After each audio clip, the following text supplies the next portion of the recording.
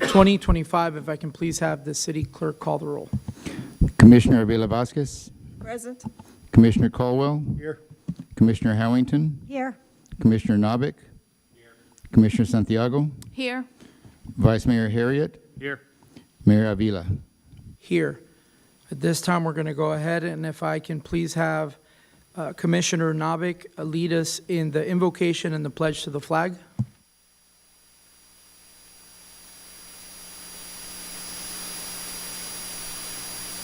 The pledge first. I pledge allegiance to the flag of the United States of America and to the republic for which it stands, one nation, under God, indivisible, with liberty and justice for all. At this time, if you could remain standing, please, as we bring up Fire Department Chaplain Alvarez for the invocation. If you can please turn on the button.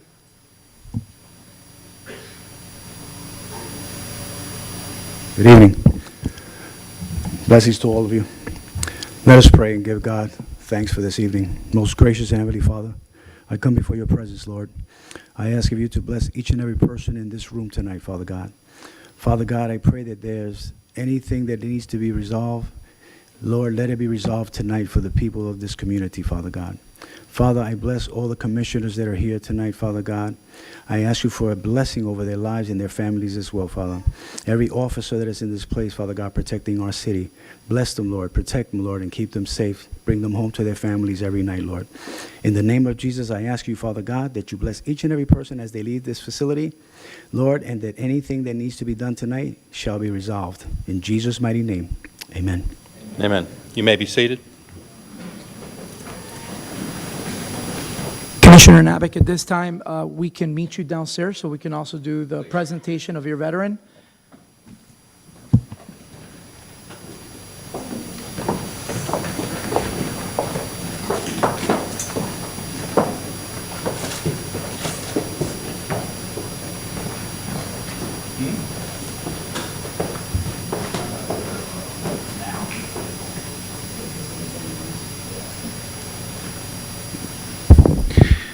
Thank you, Mayor and Commissioners. Tonight's Veterans Recognition is one of our very own Deltona firefighters, Firefighter Andrew Joseph Walters, United States Air Force Airman, 436 Logistics Readiness Squadron, 4 years of service. Job title was Ground Transportation, assigned to Dover Air Force Base, deployment to Al Dafar Air Base, Meritorious Unit Award, Air Force Outstanding Unit Award with 2 Oak Leaf clusters, Gold Conduct Medal, National Defense Service Medal, Global War on Terrorism Exceptional Medal, Global War on Terrorism Service Medal, Air Force Expeditionary Service Ribbon, Air Force Longevity Service, and Air Force Training Ribbon. Congratulations.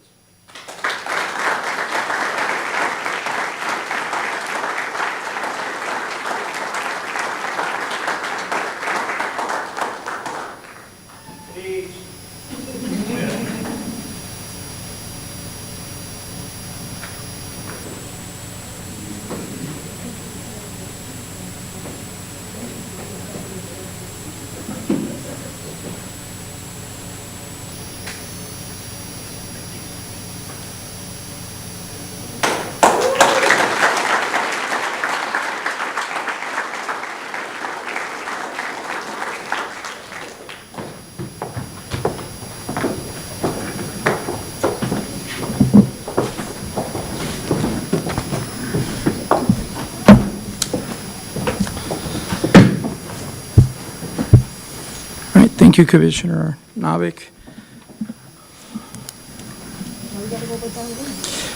All right, at this time, we're going to go to additions and deletions.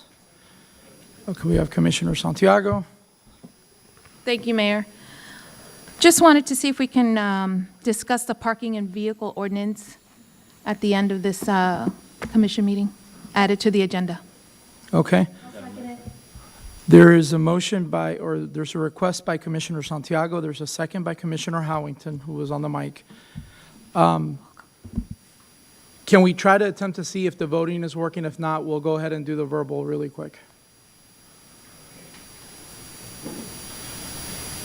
I know Granicus is down, so.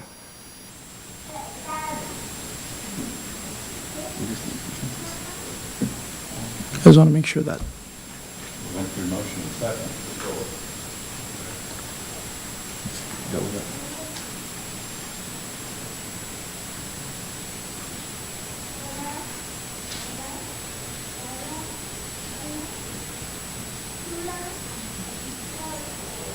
Okay, it's working.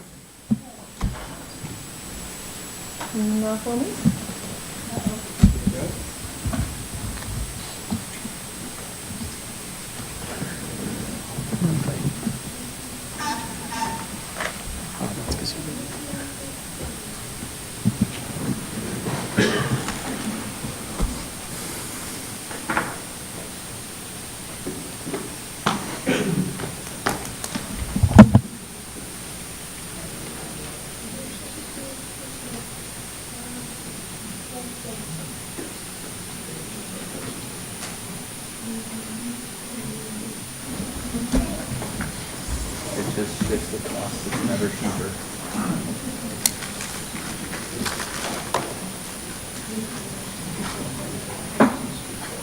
Swapping one to the other.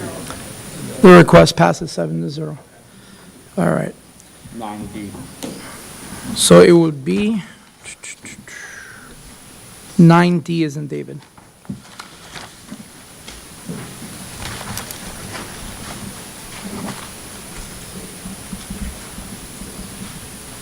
Okay.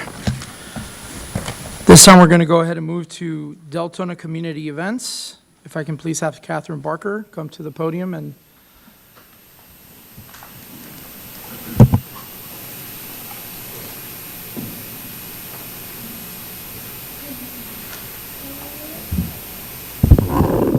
Alrighty, we have a few events coming up, some good ones. Well, I don't know what happened. I don't know what happened.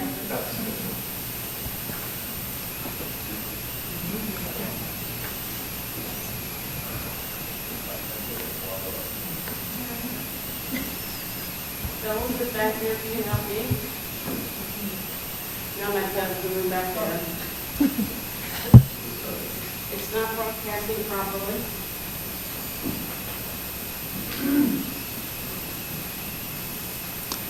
so the audience knows there's a big fluke going on in there it goes. a couple of cities, just right. FYI, so. So here we go. So the first one, I know we have a lot of kids in the room, so this is a great event. It's our Halloween A-Con. It's this Friday night. Starts at 6:30 at Dewey.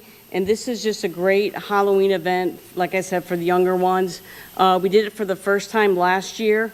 It's a lot of fun. After the A-Con, then, which is essentially an egg hunt, after that, then we'll show a movie in the park, Scooby-Doo. So that will be right after the hunt. And that's for, this is for, the movie's for kids of all ages. And then for the older kids, it's our annual Spooktacular. This is a ton of fun. We have a haunted trail, costume contest. There's going to be some small carnival rides this year, also at Dewey, 5 to 10 p.m. So that's a huge event for us. And then the Halloween fun continues on Sunday night, this Sunday night, over at the center. PWA Wrestling is doing a Monster Mash wrestling event there. Doors open at 5. The show starts at 5:30. You can get tickets on Eventbrite. And then I do want to mention a couple of big events in November. The biggest is our Celtic Fest and Highland Games. We did a Celtic Fest earlier this year. We're just expanding on that, bigger and better. This is actually going to be the Highland Games. So we'll have the games, all the athletics, plus we'll have bands and Celtic food vendors and artisans, dancers. It's just going to be so much fun. November 8th at Dewey, 10 a.m. to 5 p.m. And then the Firefighters Foundation is doing their second annual First Responders Gobble Gallop. It's Saturday, November 15th. It's a 5K. So if you'd like to join the 5K races, sign up now for that event. And then I do want to mention the VC Elite tackle football and cheerleading. They've opened up registration for the spring. This is for kids ages 5 to 15, so if you think your kids might want to be involved, get registered now. And those are events coming up in the next couple weeks. If any community events you want to let me know about to share with the community, cbarker@deltonafl.gov. Thank you, Ms. Barker. And at this time, I'm going to inconvenience the dais by having us go back down, and we're going to do the Superstar Student Awards. So join me on the floor.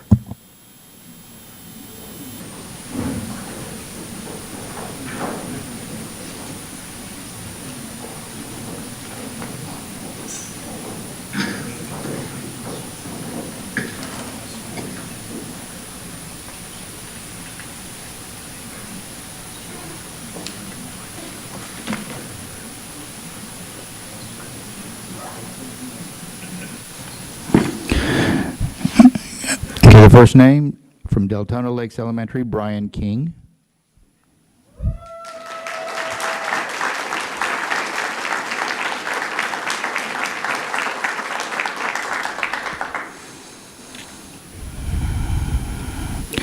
Discovery Elementary, Cameron Robinson.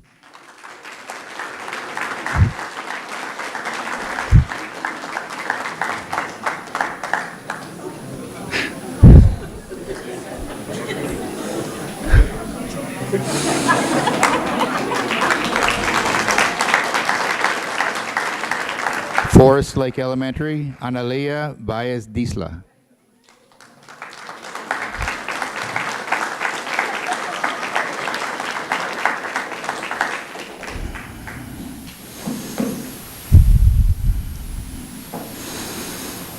Friendship Elementary, Mia Gonzalez Ortega.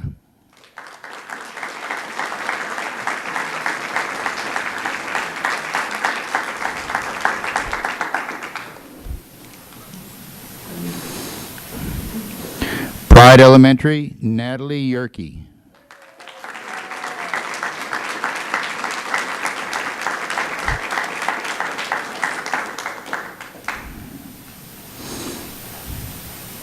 Sunrise Elementary, J.C. Ross.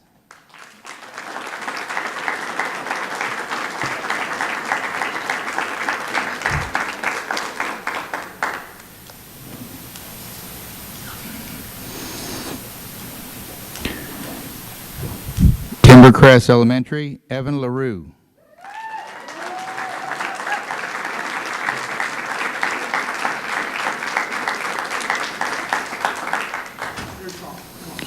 Volusia Pines Elementary, Kinsley Campbell.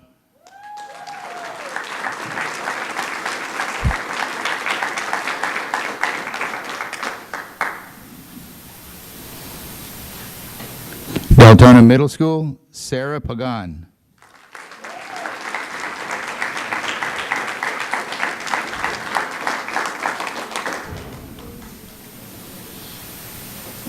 Deltona Middle School, Sophia Pagan.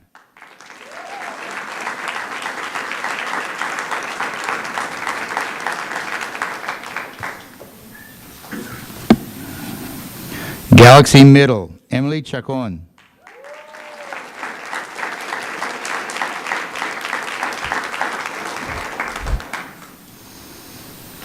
Heritage Middle School, Delanice Peña.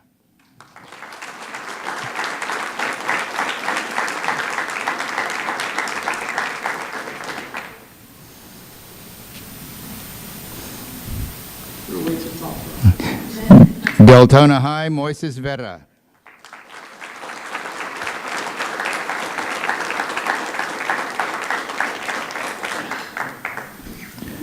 And Pine Ridge High School, Douglas Jett.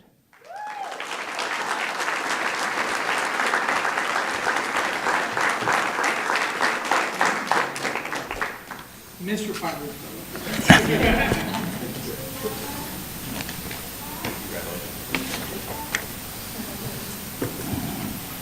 We can have all the kids come to the middle. And we're gonna do the picture.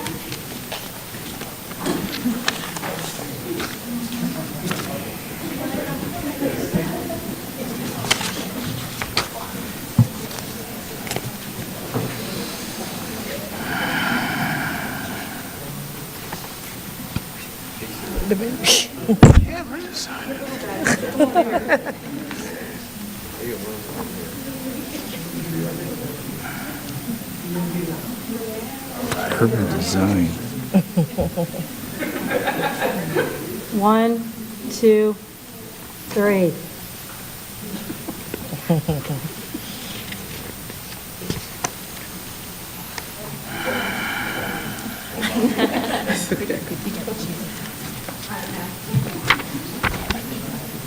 I don't know where this kid wants us.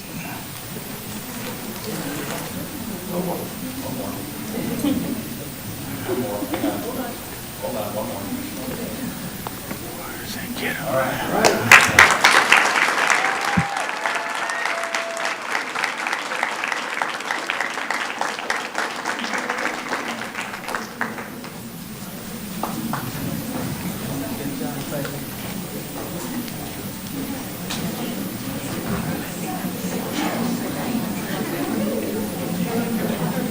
All right, we're going to give parents and students about 5 minutes to head out, for those that want to head out, and we can start the rest of the meeting.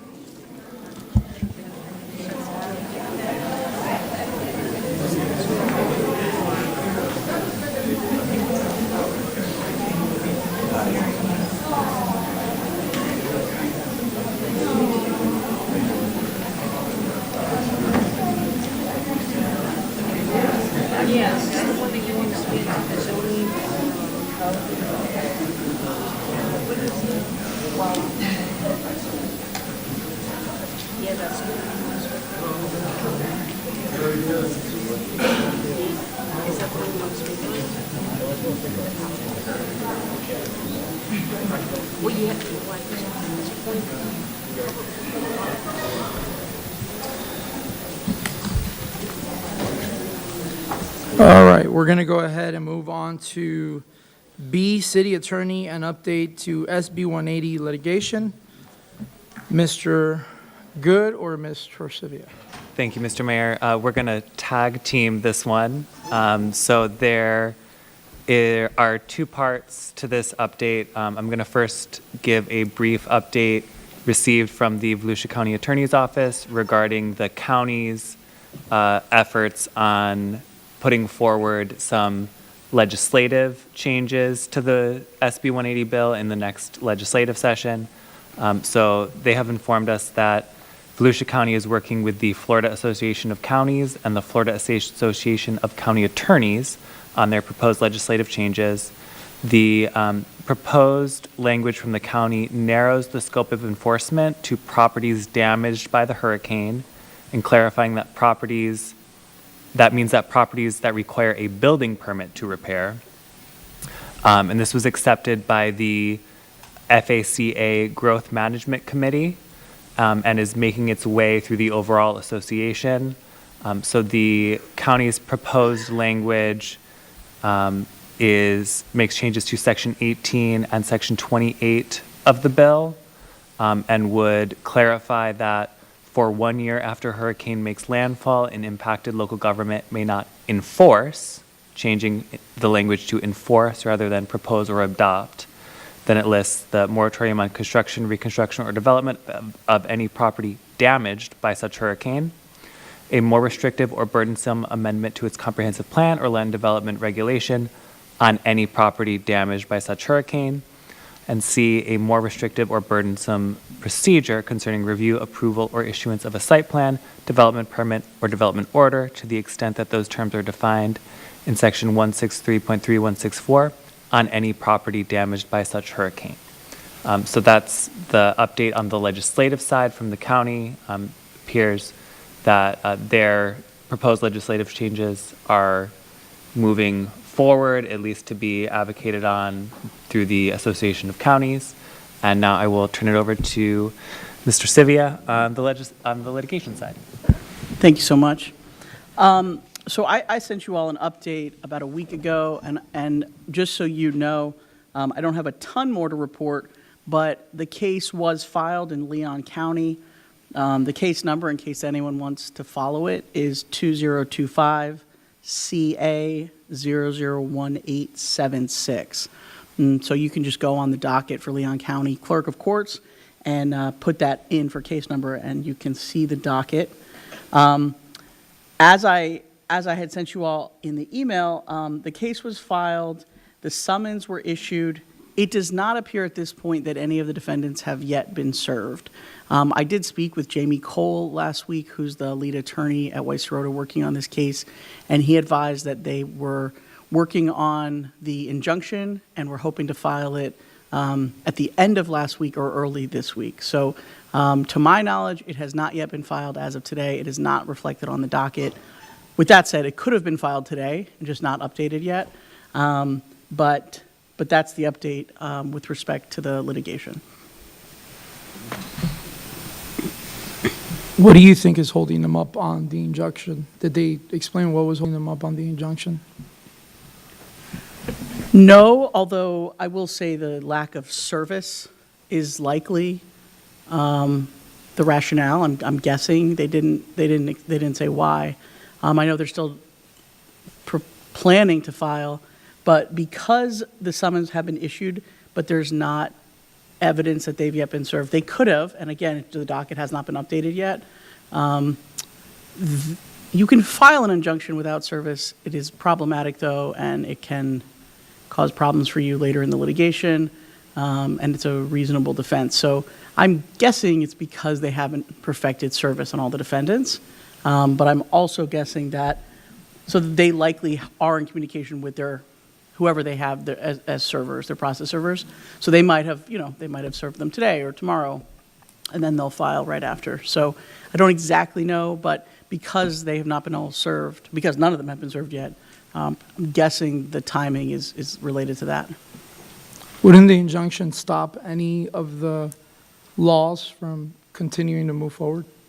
I don't know. I have not seen the injunction. I'm not sure what exactly the injunctive relief is that they're seeking. I assume that that's what it would be, but I don't know. Injunctions can also be granted either in whole or in part, so or denied. So presumably the injunction will say, pause pause it, enforcement, stop, pending the litigation.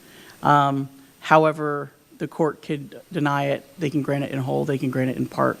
So until we see the filing, we can't really opine, and then the judge will need to. So the process likely would be they'll file the injunction. They likely will file it as an emergency. I don't know that, but likely they will. The judge will try to evaluate if they think it is an emergency.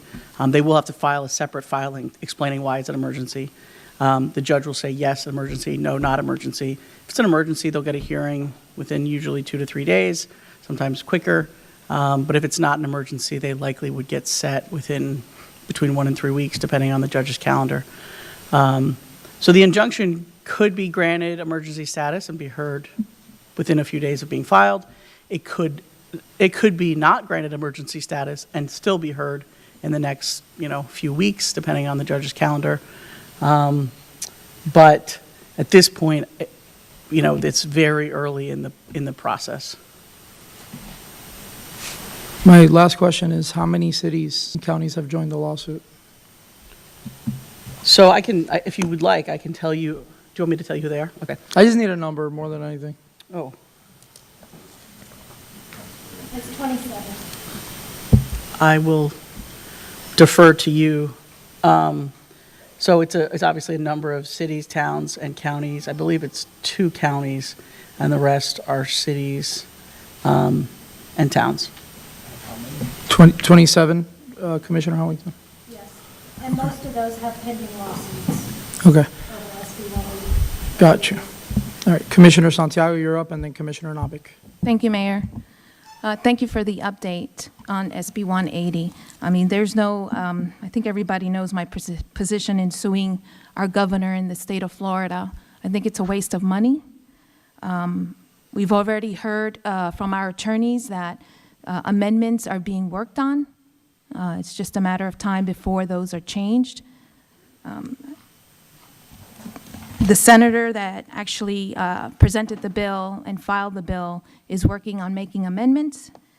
I just don't think we need to spend more tax money on this lawsuit. We've already done relationship damage, and Florida League of Cities is advocating for us to make amendments, so there's no need for us to go further with this lawsuit. Would like to make a motion for the city of Deltona to withdraw from the suit against the state of Florida. There's a motion by Commissioner Santiago.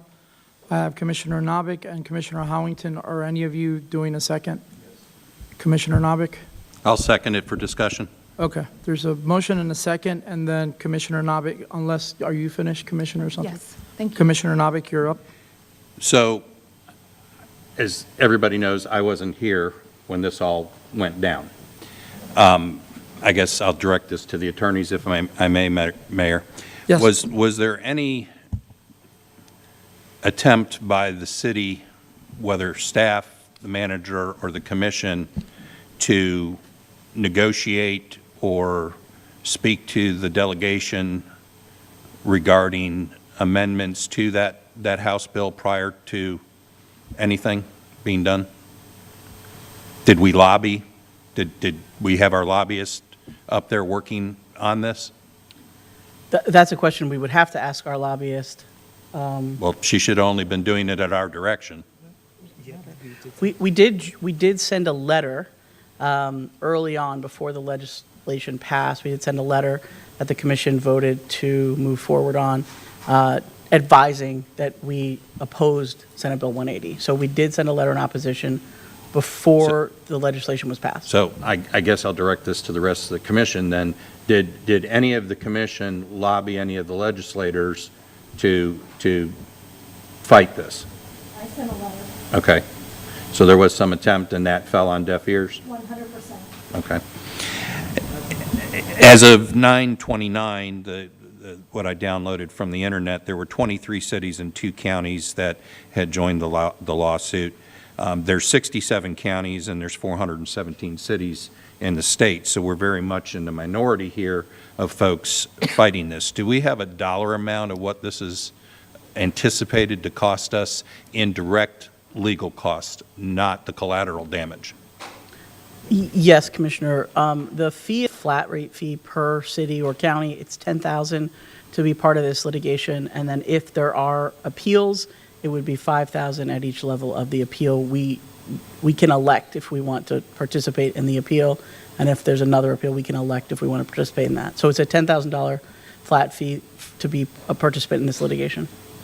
My concern with this isn't so much the cost of that's a relatively minor cost in the grand scheme of things. My concern with this is the collateral damage that's being done to relationships. Committee sessions took place over the last couple of weeks. It was very difficult for certain Deltona folks to be able to speak convincingly or to be. It was just hard for folks to be up there in Tallahassee that bared the Deltona name for different initiatives. My concern is we received, Mr. Manager, what, $2 million for a project from the state? 2 point something? 2.5. $2.5 million. Every other city in this county had their checks delivered by somebody from the delegation. That hasn't been done here. That speaks to me, that sends a very strong message about how the delegation is viewing this city, and I'm concerned if we continue down this path, we're going to be missing out on the delegation being able to move projects forward or requests forward, and we've got a lot of serious issues across the board that are facing the city that we need the state to be helping out and giving us money. We're always concerned about the budget and the tax dollars and stuff that are here. So I'm very concerned about our relationship with the delegation. Now, they're coming in a week? Yeah, I won't be here. Has anybody got any feel for how that is going to play out? Are they just going through the motions, or are they going to listen to our request seriously on whether or not they're going to move projects forward for us. Because we've got some very serious projects that need funding.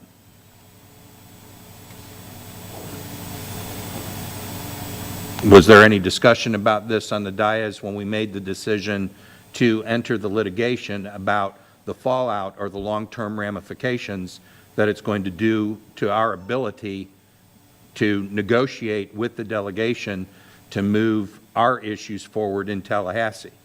And not just our issues, other people that have the Deltona name that are going up there for other funding and other requests. Are they collateral damage, or will they be collateral damage as this moves forward?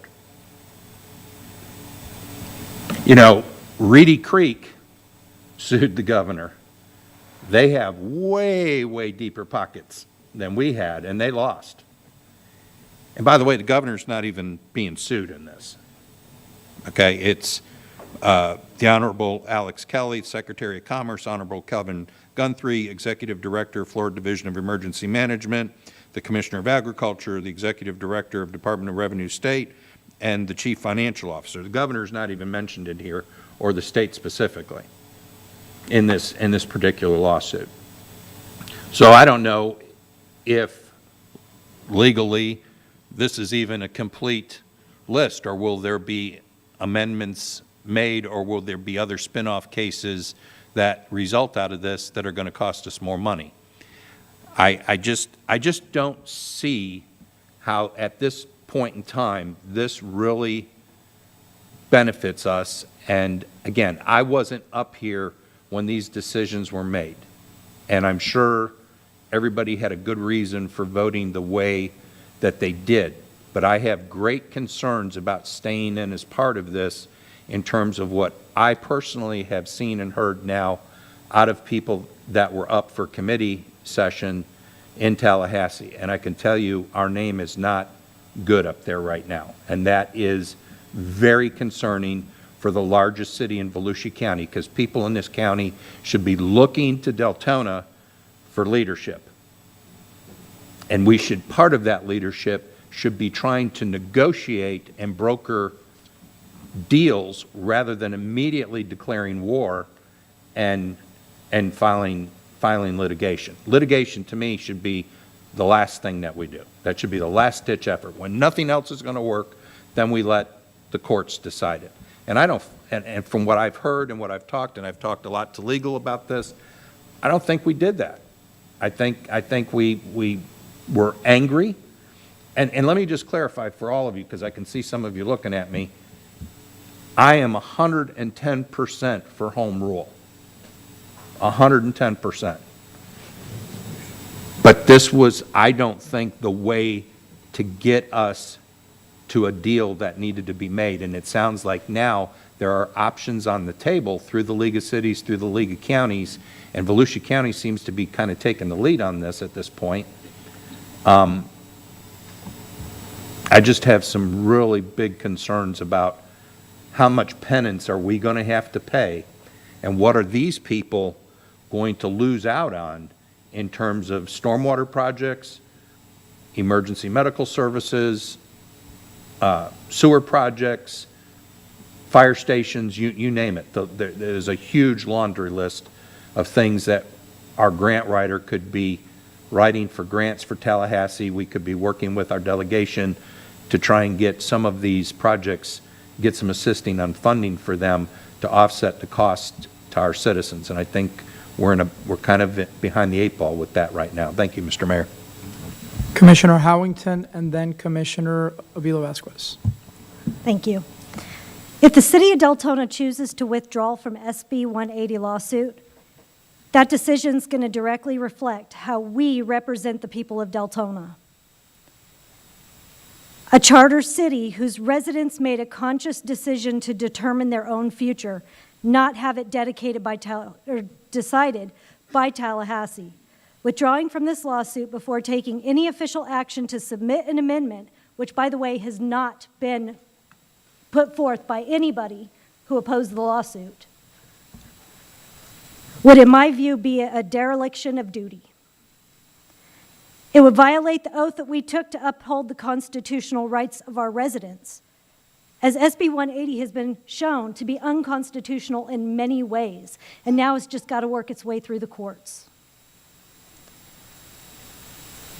I want to remind everybody that before SB 180 was even passed, many organizations, cities, municipalities, and counties across the state of Florida asked the legislature to revise this bill. Those requests were ignored. Initially, they were heard, they changed the verbiage, and then at the last minute, they put it back in. The bill was rushed through at that point without fixing the flaws that they knew existed, despite widespread concern from local governments. So for us to now consider backing out of this lawsuit in hopes the same group of legislators will correct what they refused to fix before, that's the definition of insanity. They did it once. We asked them to fix it. They changed it, and then they put it back. And now we want to ask them to change it again, and we want to rely on that. So for us to now consider backing out of this lawsuit in hopes that the same group of legislators will correct that, we can't do it. We can't rely on them. Our city hasn't even taken official action to ask for an amendment. We're relying on others to do the work for us. That's making us followers. You want to be leaders. This is turning us into a follower. Backing out without first submitting an amendment is foolish. I'll always respect the will of the commission. However, I cannot in good conscience support withdrawing from this lawsuit. Doing so would be both financial and legal detriment to our community. If this injunction goes into place, and we do not know if they will impose the same rule that the Supreme Court did, it may or may not apply to the entire state or just the parties to the lawsuit. We don't know. With that said, if the injunction is granted, we can ask for a stay in our current legal battle. We've already said that we would do that if the injunction is granted. Withdrawing for the lawsuit potentially puts us at risk with that lawsuit.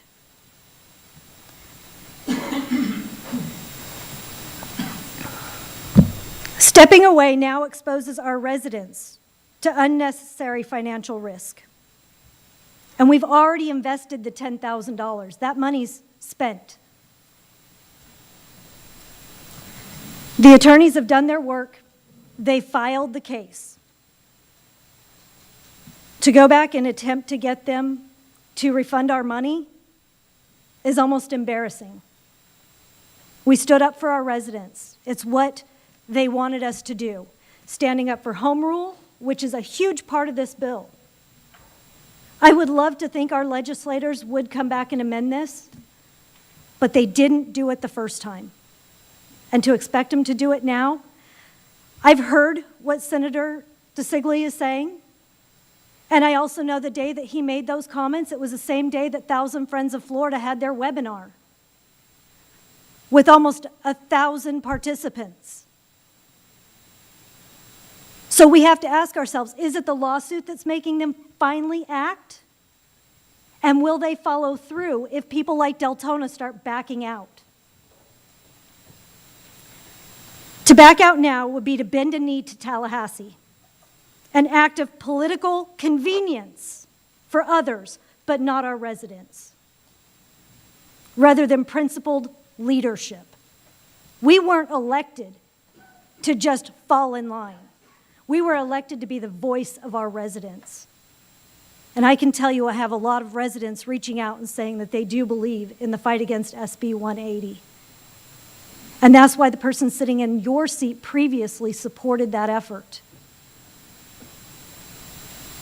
Because when you look at the detriment that's happening to our community on a daily basis, I talked to our county chair the other day, and he told me that he was in a meeting with the other counties, and not one single county said that they agreed with SB 180 and the detrimental effects it's having on our state. So Did I realize that it could potentially hurt our relationship with the legislators up there? Absolutely. But they are hurting our residents, and it's infringing upon their constitutional rights. And at that point, it's our job to be their voice, because who else will be their voice if it's not us? We have 100,000 residents that we represent. And I will always stand up for their constitutional rights. And this one is huge. And so if those legislators want to hold that against us because we believe in following the Florida Constitution, so be it. That shows their corruption. Thank you. Commissioner Avila Vasquez, and then Vice Mayor Harriet. Thank you, Mayor. So I said this once before, I think twice. I went to 2 seminars where 3, 4 maybe state representatives, elected representatives were there to speak. And the description that they gave of SB 180, or supposedly why they came up with this SB 180 that was put together by the House, passed over to the Senate. Senator glanced it, approved it, now realizes the mistake that was made or omitted or missed. Now the one that is being corrected.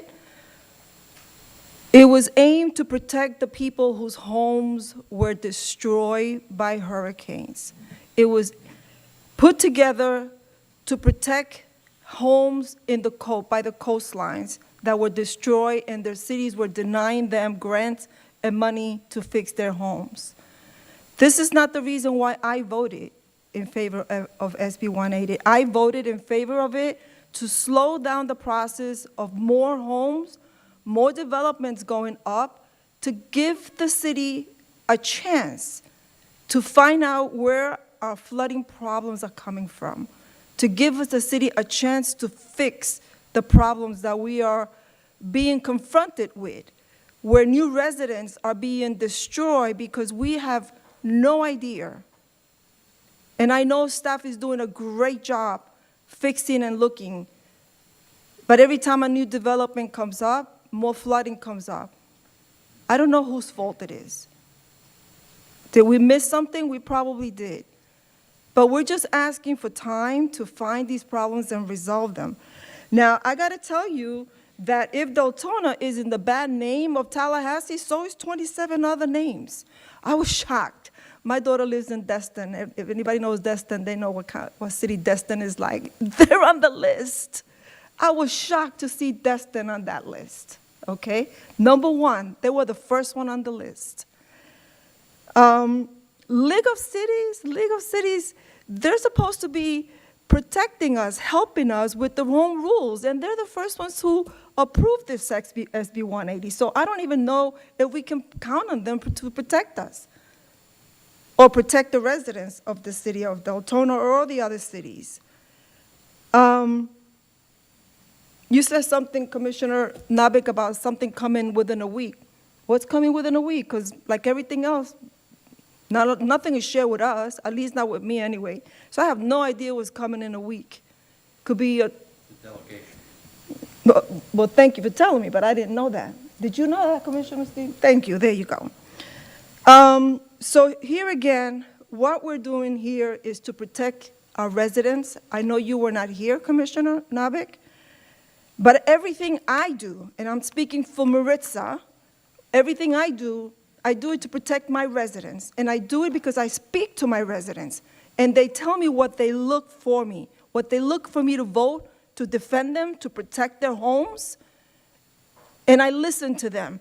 Even if I don't like it, I have to do what they tell me to do to protect them. There's nothing on the SB 180, there's nothing that I voted on that says that the city, I don't want the city to give residents money to fix their homes that were damaged. I don't want the city to fix families to raise their homes from the water damage. I don't want the city to give the residents anything. That's not what we said.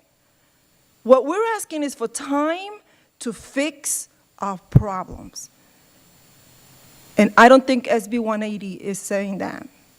This is why I voted for SB 180. I can tell you it's not going to pass today. But I still respect my residents, and I will still stand by you. And I will still stand by SB 180. Thank you. Vice Mayor Harriet?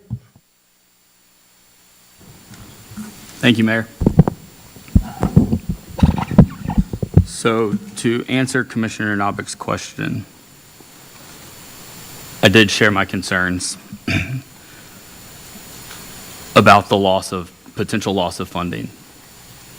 I shared those concerns over 3 or 4 meetings with lengthy discussion at each, and it felt like it fell on deaf ears. Quite frankly, at those meetings, it felt like there was more anger driving the conversation than reason could ever overcome. I have also spoken with many of our local delegation that are supportive of these amendments. They are supportive of this process, the process of going through the Florida Association of Counties, the Florida League of Cities, to get these changes signed.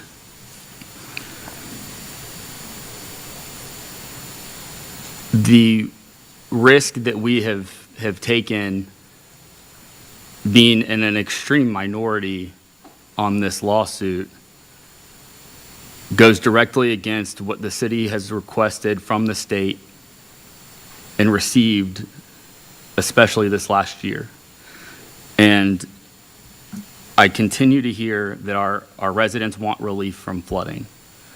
And that is not a one solution issue. In fact, there are a couple things on our agenda tonight that actually have implications on flooding.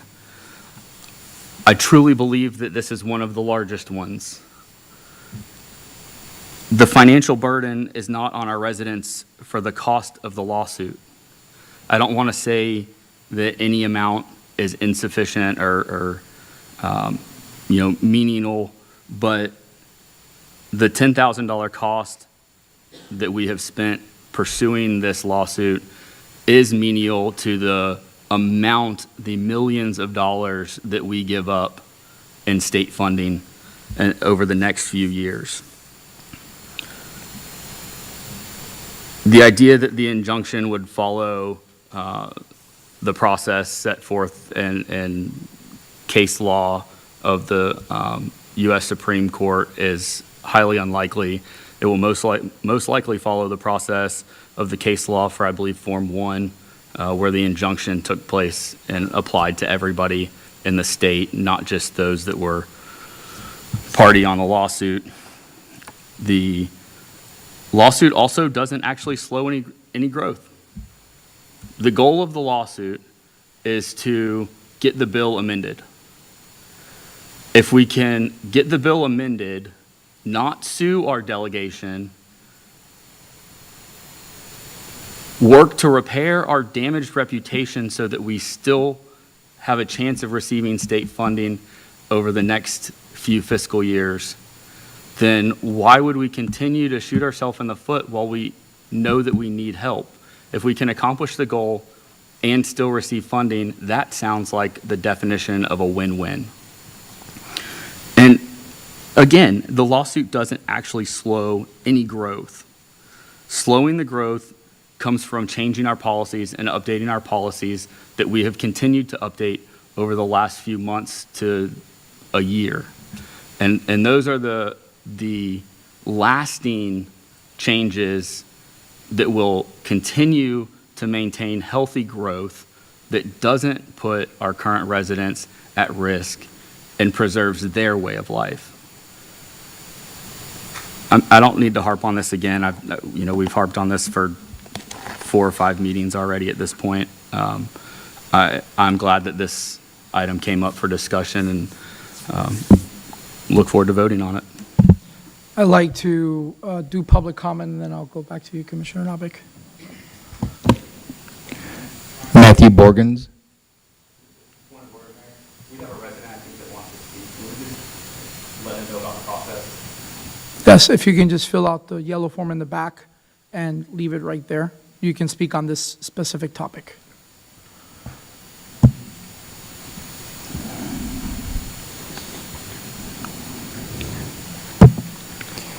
Good evening. Many of you guys talked about 180 and saying it's going to hurt our reputation. I've seen a lot of things that we talked about submitting to the county.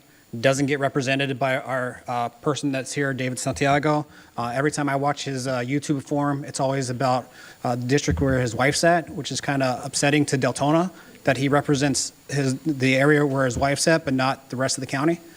And so that's upsetting for me. There's been a lot of organizations that opposed 180 and saying it is harmful for flooding and it's harmful for our local government and it's going to take it away from us and put it to the state. And every time something comes around here, it's always going to Orange City, it goes to DeLand, it goes to Daytona Beach. It doesn't come here.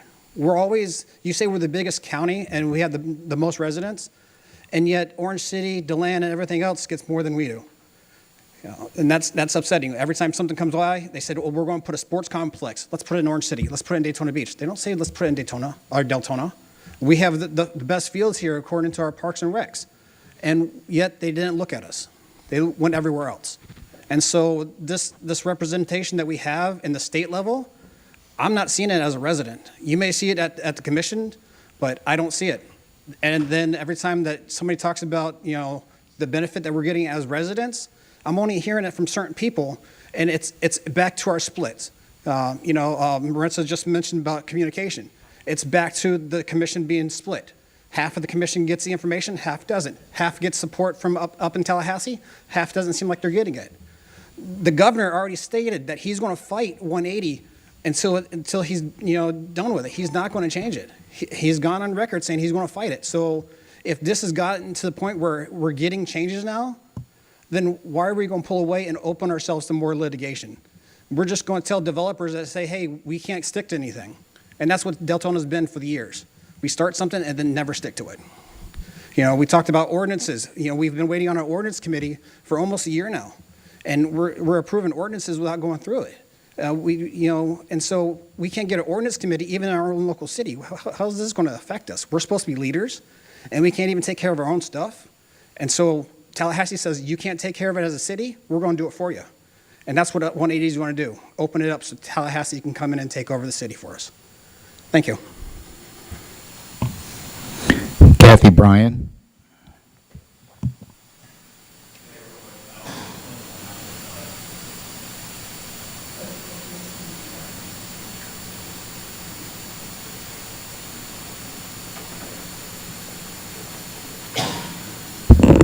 Good evening, Kathy Bryan.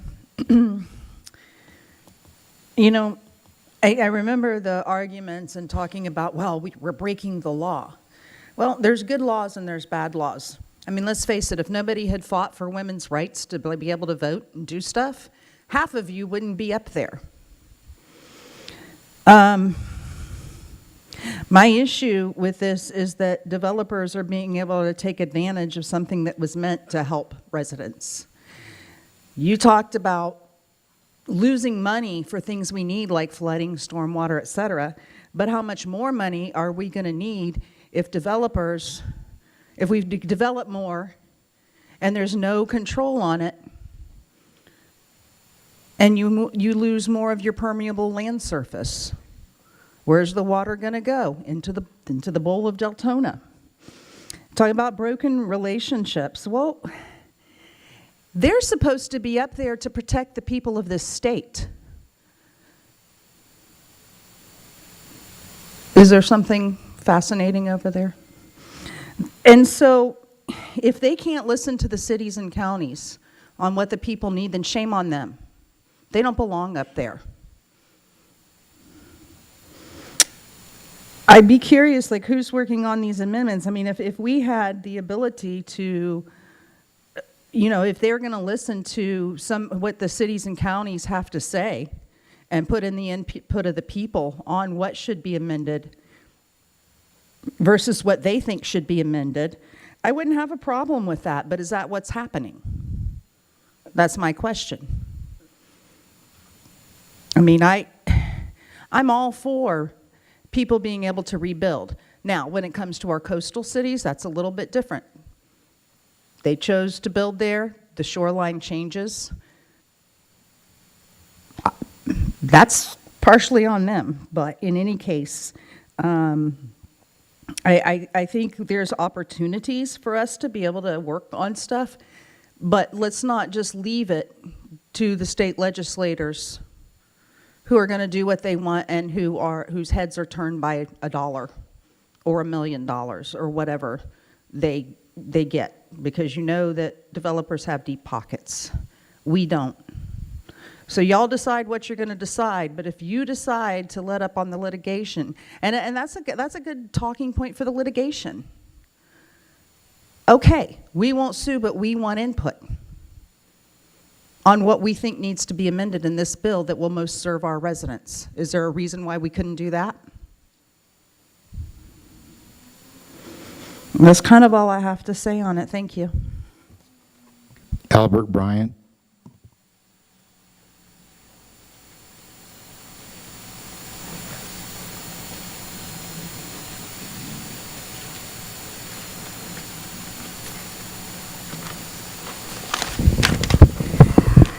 Albert Bryan, Deltona. There's a couple of problems with this bill. One, we have a BPUD that y'all are going to rezone tonight, or whatever you're going to do with it. This bill allows me to sue you over that rezone. Period, full stop. So how much litigation do you want? It's either we take the litigation to the state, or we take the litigation to you. It's real simple, because anybody can sue you over impact fee changes, over code land changes, anything that's not storm related. This bill was supposed to be storm related. Only a little bit of it is, a fraction of the 4,000 pages this bill probably is. That's a problem. The other thing is, when you have a governor that states in a public forum that he didn't read it, he signed it but didn't read it, and then he goes on to say that he takes and has problems with some of the bill but didn't ask to reform it. Why? Is he scared of the developers? Is he scared of the insurance companies? Why? Oh, that's right. Insurance company actually put money in his campaign, a tune of $13 million. So, we also have a problem with the fact that you have the ability, or actually I should say I have the ability, to sue you now for anything unrelated to storm. It doesn't matter. This bill gives me that choice for anything non-related to land use, anything. And land use included. So you're asking yourselves tonight, do you want to pay $10,000 for litigation to throw this bill out, or at least to ask them to completely rebuild this bill just for storm-related stuff? Because y'all also have impact fees coming up. If you change those, the attorney here, she could take and sue you over that by this bill. So how much litigation do you really want? Do you want this one-time litigation, or do you want the next 30 years? Now think about this. If you change your impact fees within 3 years of a hurricane, the state can sue you. Isn't that interesting? Now, the other thing that I have a problem with this, because y'all stated that y'all want to amend it. I can remember a few years ago when they did a lottery, said, oh, it's going to pay for all the education in the state of Florida. For every dollar they gave us from the lottery, they took $2 away from education. Why do you think our teachers in Volusia County are the worst paid in the Quad County area? The worst. And I know that for a fact. I talked to somebody today that told me for a fact. We're lower than Flagler. We're lower than Seminole. We're lower than Orange County. We're lower than Lake County. And yet, our population is no different than theirs. Matter of fact, our population's right in the middle. So are we going to take and trust legislators that couldn't get that right and still don't? They still take money from the education system? That's an odd bet to take, people. No other comments, sir. Commissioner Nabik? Thank you, Mayor.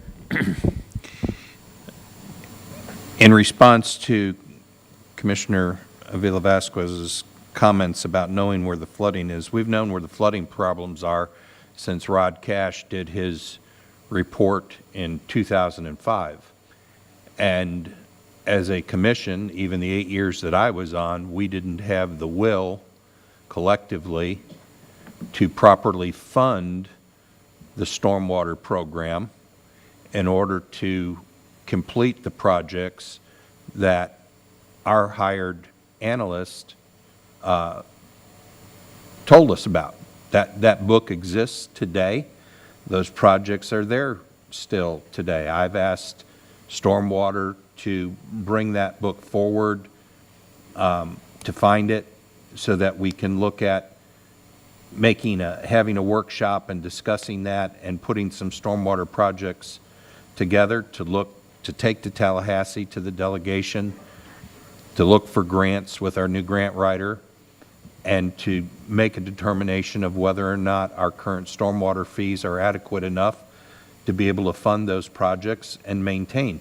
I heard at one of my last couple of meetings, it might have been the budget meeting, I don't remember, the comment was made, we don't generate enough money with the stormwater fees to even do our maintenance on the existing system, let alone to do the projects. So when we talk about pumping the brakes, that this legislation, this lawsuit that's going to fight this legislation is going to help us to identify where our flooding problems are, that's BS. We know where they're at. We've known since 2005. And Public Works and Stormwater has that document. It's a large 3-ring binder. I saw it when it was produced when I was still working here and worked in the EOC in 2004 and 2005. So those plans have existed. We've not executed them collectively as administration, as staff, as the commission to fund them. So this legislation doesn't help us identify where those problems are. It may help us give us some time to identify where some new problems are. But this litigation and the moratorium that were put in place are two entirely separate issues, completely. The moratorium is buying us time, but we're not flooded with new projects. I think we have one or two. Is Development Services here? I can't see. Yes. Mr. Manager, can I Jordan, if you can please come to the podium.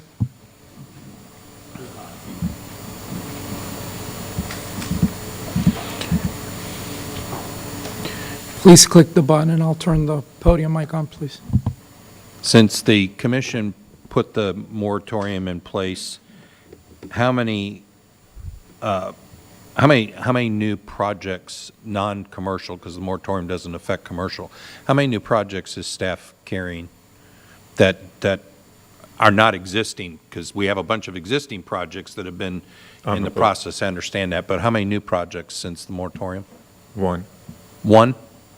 One or two, correct. One or two? Okay, so we're not being flooded. You're not inundated or overwhelmed with projects that we couldn't do this research and have a consultant come in and look at flooding issues if we so chose to do that. You're not overwhelmed with new projects. No, sir, staff is not overwhelmed with new projects. Okay, thank you, sir. That's all. So, you know,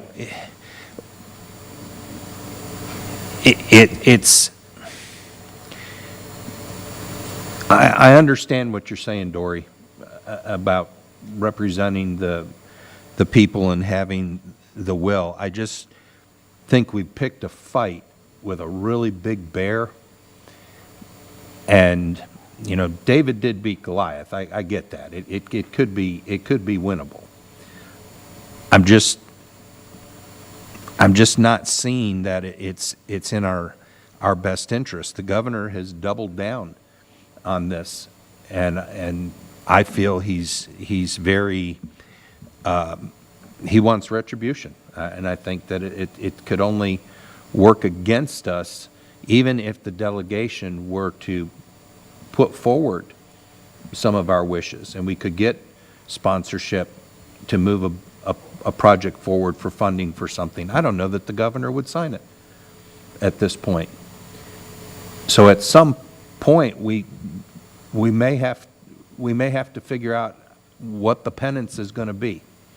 And I think I've in my older years now, I've tried to learn that it's maybe best to be the one putting the olive branch forward and saying, okay, we will give you an opportunity here. We're going to back off of this, and we're going to take you at your word and see if you'll fulfill your what you've said you would do. You would be willing to amend this to some of the delegation and the Senate. One of us has got to give in first, I think, and I think we're the ones that stand the most to gain by offering that olive branch up at this point. Thank you, Mr. Mayor. Commissioner Howington, and then we're going to go to a vote. Thank you, Mr. Mayor. I'm not sure if you're aware, but we have 5 subdivisions that were built over the last 5 years that all have faulty stormwater systems, every single one of them. As a matter of fact, we had a developer out working in those stormwater system ponds, and nobody here at the city can tell me what the heck they were doing, because apparently they were doing unpermitted work. I still don't have an answer as to what they were doing. They were working on 3 ponds. We have residents, probably close to 1,000 residents or more, living in these communities with faulty stormwater systems. We've heard it was the geotechnical firm that had a problem. If you talk to the developers, they'll tell you it's our code. SB 180 has taken away the ability for us to even fix our code. So if we have a stormwater problem with the way our code requires developers to build what we're asking them to put in these developer orders, then all it's doing is creating flooding problems. But at this point, we don't know what the problem is. We had a moratorium. You're right, it was a separate issue.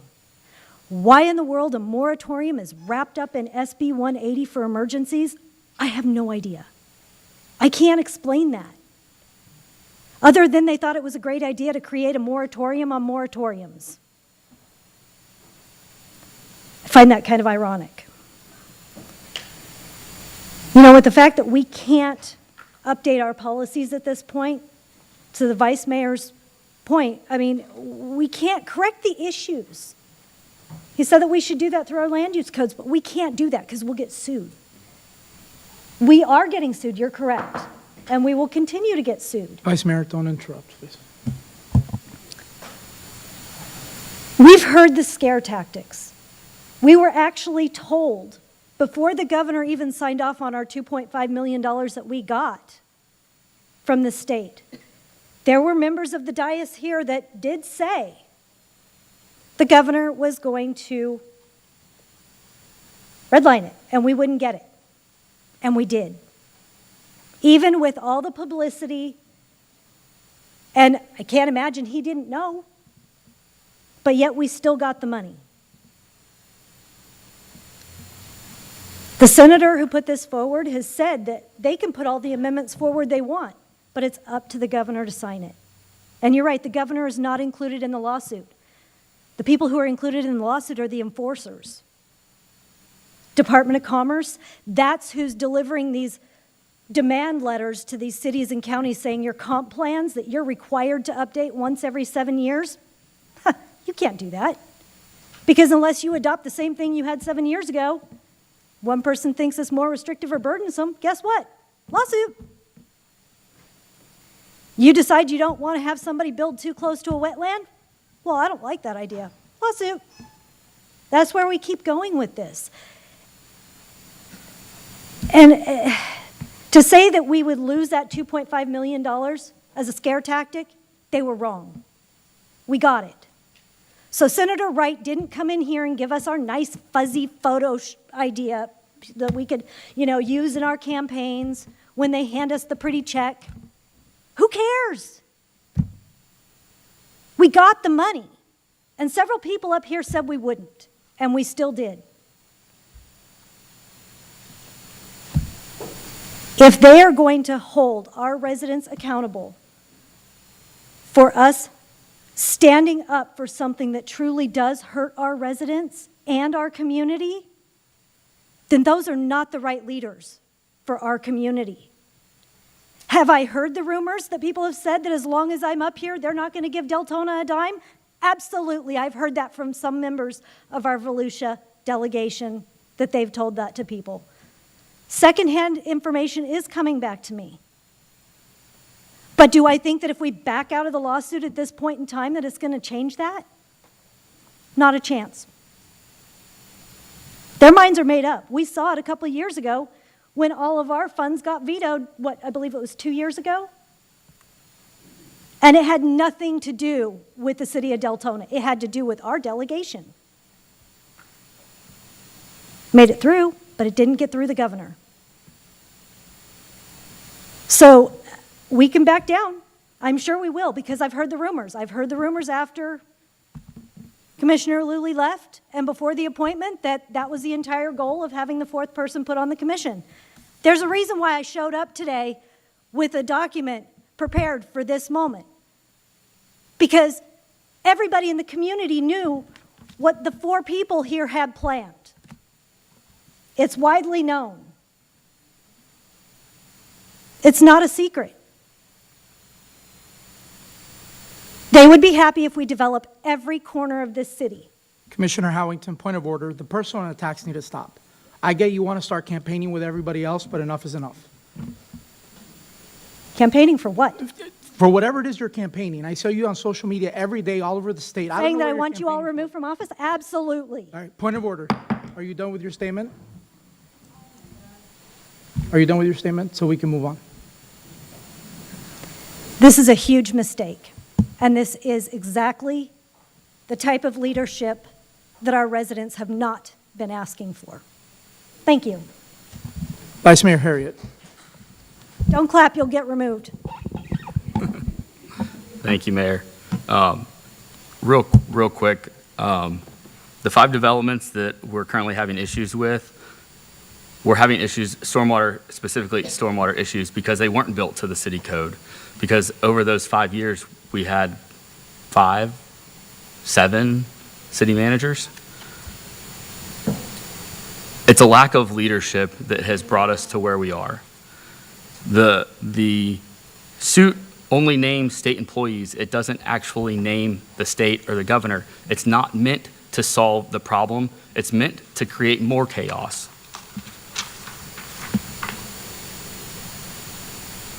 And the last point that was made during a public comment, the residents of District 1 greatly appreciate the fact that our county commissioner supported and helped get Transform 386 funding to alleviate the flooding problem at Lake Helen, Osteen, and Elkham Boulevard, along with another project, if not 2 projects, I believe, in Districts 3 or 4. So we are getting funding from multiple levels. But I'll tell you, I'm excited for the leadership that we've got tonight, that we're going to help mend these relationships at the state level so that we can continue to get additional funding and address some of our problems that we have known about for a long, long time from the state. Thank you, Mayor. Commissioner Novick, we're going to go ahead and vote. Did you need to say something? Okay, go ahead. Why don't we stop it? Can we just vote? Commissioner Howington, up until your last comment that you just made that was a personal attack, I was on the fence, but thank you for helping me make my decision. Mayor would call the question. You're welcome. All right, if I can please, point of order. If I can please have the city attorney read the motion, and then we're going to go ahead and do the vote. Yes, Mr. Mayor, this is a motion for the City of Deltona to withdraw from the SB 180 litigation.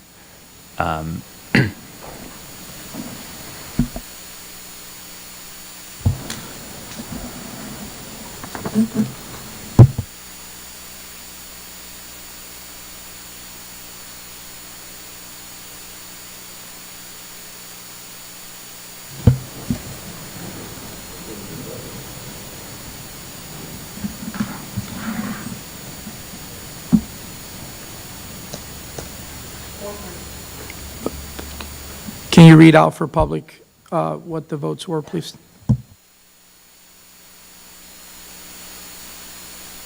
Your microphone, please, Madam Clerk. Mayor Villa? Yes. Vice Mayor Harriet? Yes. Commissioner Villa Vasquez? No. Commissioner Caldwell? No. Commissioner Howington? No. Commissioner Novick? Yes. Commissioner Santiago? Yes. All right. Now we're going to go ahead and move forward to consent agenda. Is there any consent agenda items that are willing to, Vice Mayor Harriet? I'd like to make a motion to approve consent agenda items A through C. There's a motion by Vice Mayor Harriet. Commissioner Santiago? Second. There's a second. Is there any public comment on the consent agenda items?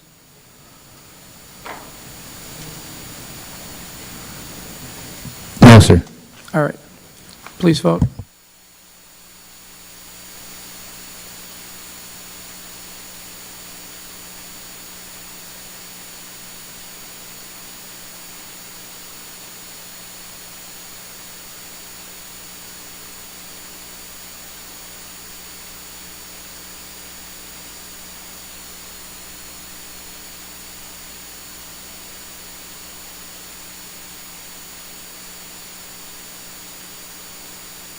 Motion passes 7-0. At this time, we're going to go into ordinance and public hearings into a quasi-judicial hearing, and I will turn it over to the city attorney.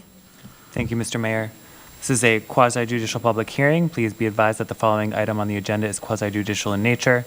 If you wish to comment upon this item, please indicate the number you would like to address when the announcement regarding the quasi-judicial item is made. An opportunity for persons to speak on each item will be made after the applicant and staff have made their presentations on each item. All testimony, including public testimony and evidence, will be made under oath or affirmation. Additionally, each person who gives testimony may be subject to cross-examination. If you do not wish to be either cross-examined or sworn, your testimony will be given its due weight. The general public will not be permitted to cross-examine witnesses, but the public may request the commission to ask questions on their behalf. The full agenda packet on each item is hereby entered into the record. Persons representing organizations must present evidence of their authority to speak for the organization. Further details of the quasi-judicial procedures may be obtained from the city clerk. At this time, commissioners must disclose any ex parte communications concerning this item on the agenda. Commissioner Emma Santiago, is there any ex parte communication? Not that I'm aware of. I know that I did receive a request from Kim to meet, but I don't think we ever met, as far as I know, so no. Commissioner Maritza Villa Vasquez? Yes, I met with the lawyer, spoke to the lawyer. Commissioner Dory Howington? Yeah, way back when we were first talking about this, I spoke with Jordan Smith, Jessica Otherwise, Zach Good, Gemma Torsivia, Albert Bryant, and then I recently spoke with Kim Brooker as well. Commissioner Stephen Colwell? Meeting with Ms. Booker this past week. Commissioner Chris Novick?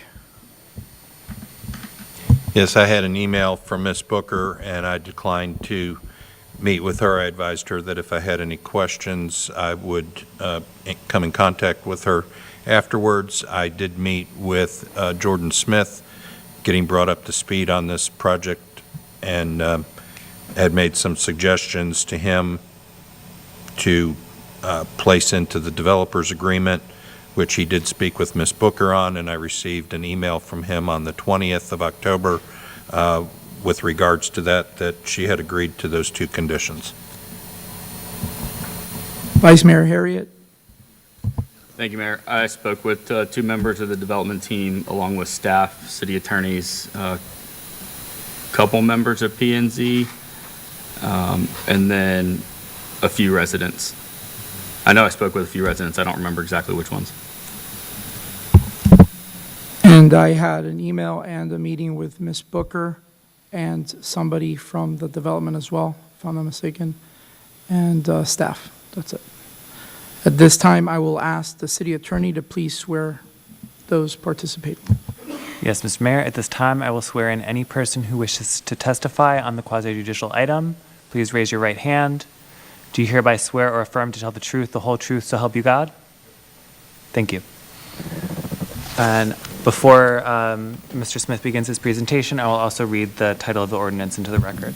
This is ordinance number 32-2025, an ordinance of the City of Deltona, Florida, amending the official zoning map to rezone approximately 7.93 acres of land located at 930 Howland Boulevard from retail commercial C1 to mixed-use planned unit development MPUD, providing for recording, conflict, severability, and an effective date. Thank you, Mr. Smith. Good evening, Mayor, Commission. The item before you is ordinance number 32-2025, a request to rezone approximately 7.93 acres at 930 Howland Boulevard from retail commercial C1 to mixed-use planned unit development. The applicant is proposing a two-phase commercial development, including a self-storage facility and a future commercial out parcel. And the applicant, per Chapter 74, did hold a community meeting, and I believe there were no attendees, and they just received one email. So the subject property, the site is located along the East Howland Boulevard corridor, directly north of Pine Ridge High School. The land is currently vacant and wooded. The zoning is retail commercial, C1, and it has a commercial future land use designation of MPUD. The project will be developed in two phases under a development agreement. Phase 1 is 5.11 acres with 800 storage units, 57 RV and boat spaces, and a small office. Phase 2, which is 2.82 acres, is reserved for future commercial use. The MPUD designation supports the city's goal of creating coordinated, high-quality commercial centers along major corridors.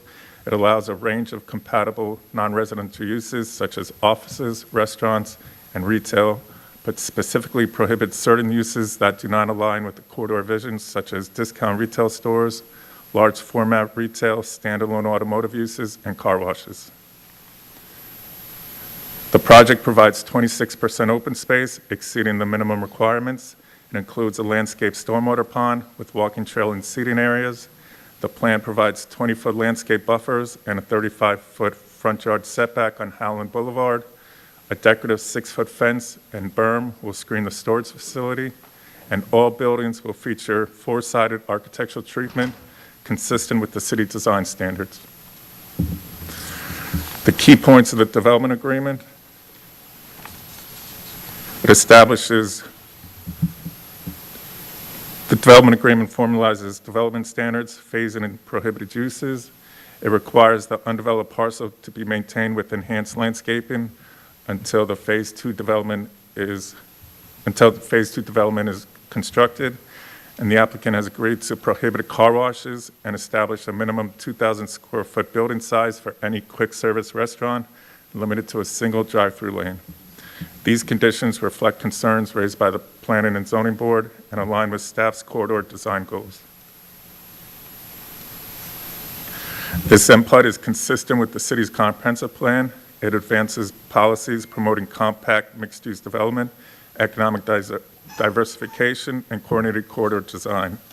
The project supports goals in the future land use element, economic development element, and transportation, and is particularly for corridor revitalization along Howland Boulevard. Under Section 74-14 of the Land Development Code, the request meets all rezoning criteria. It is consistent with the comprehensive plan. It is compatible with surrounding commercial and public uses. It has adequate infrastructure and services.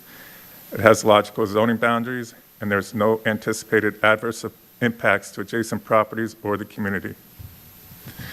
The Planning and Zoning Board reviewed this request on August 20th. The board voted 4-3 to recommend denial. Concerns included the project's compatibility with surrounding area and traffic safety near the high school. Since that meeting, the applicant had modified the development agreement to address several of those issues, including removing car washes from the permitted uses.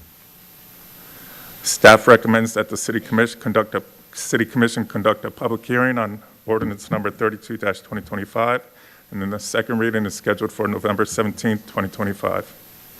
Available for any questions, and then the applicant is here as well. I'm going to take a quick point of privilege, and then I'll go to Vice Mayor. City Attorney's question for you. When we're doing these type of agreements with the developers moving forward, are we making sure we put the recommendations and we put what they have agreed to in their contracts? Because to Commissioner Avila Vasquez's point,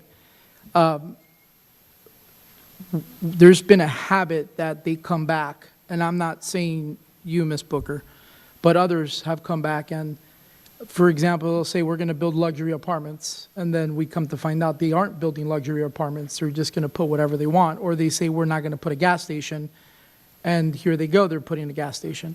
Are we making sure that if they say they're not going to put a car wash, that is going into their agreement? Yeah, so any conditions that the applicant stipulates to either prior to or during a public hearing do get included in the development agreement, and all of the applicant's conditions that they have stipulated to are included in the development agreement. So if they want to turn around in 2 years and say, we couldn't find commercial for this, we're going to build housing, they have to come back to us no matter what? Yes, sir. Or we couldn't find something that fits, so we're going to go ahead and build a car wash. They have to come to us no matter what? Yes, sir. Okay. Vice Mayor Harriet. Thank you, Mayor. So I just wanted to, before I make a motion, just wanted to point out that it was the fact that P&Z recommended denial of this motion, or of this project, that led me to reach back out with them after meeting with the developer team. I was here at that P&Z meeting as well, and the concerns that they largely raised were regarding a car wash and more drive-through restaurants, specifically the big multi-lane type restaurants. And it was after discussions with a few members of the P&Z, and then meeting with the development team, that the ones that voted to deny it seem to support the project with the exclusions of the car wash and the multi-lane drive-through. So for that reason, I will be supporting it tonight. I believe this is a District 6 project, so I want to respect the District 6 Commissioner and allow him to make a motion if he wills. Well, the motion gets done later on. I'll call for the motion at the time. Thank you. Commissioner Avila Vasquez. Going back to, well, I have a question. Why are we removing the car wash? I mean, I would think that's a perfect spot for it, being that there is nothing on that side, but that's only me. Going back to the question that the mayor made about what needs to be added in the agreements, I think more important than what needs to be added in the agreement is how long are we giving these developers to start developing? Take, for example, Catalina project. How long did we approve that? Not even a tree is down yet. So I think that's something that we need to look at. We approved that, and nothing has moved, not even a leaf. So I don't have any questions for you right now, Jordan. Commissioner Avila Vasquez, I believe the city attorney was going to respond. Sir. Yeah, so I can't speak to the other project you mentioned. Right. I just but- made that as an example. Yeah, but this, there is a 3-year time limit that from a final site plan approval there must be vertical construction on this. 3 years? I'm almost finished with my second term. Not even a leaf has moved, but thank you for the information. On this particular On project this before you particular, tonight. okay, thank you. Mhm. Okay, there's no other questions on here, so we're going to go ahead and move to the applicant's attorney. Thank you, Mr. Smith.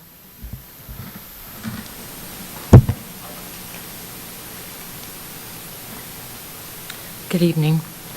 I'd like to point out that we have included in the DA, there were some concerns about the language.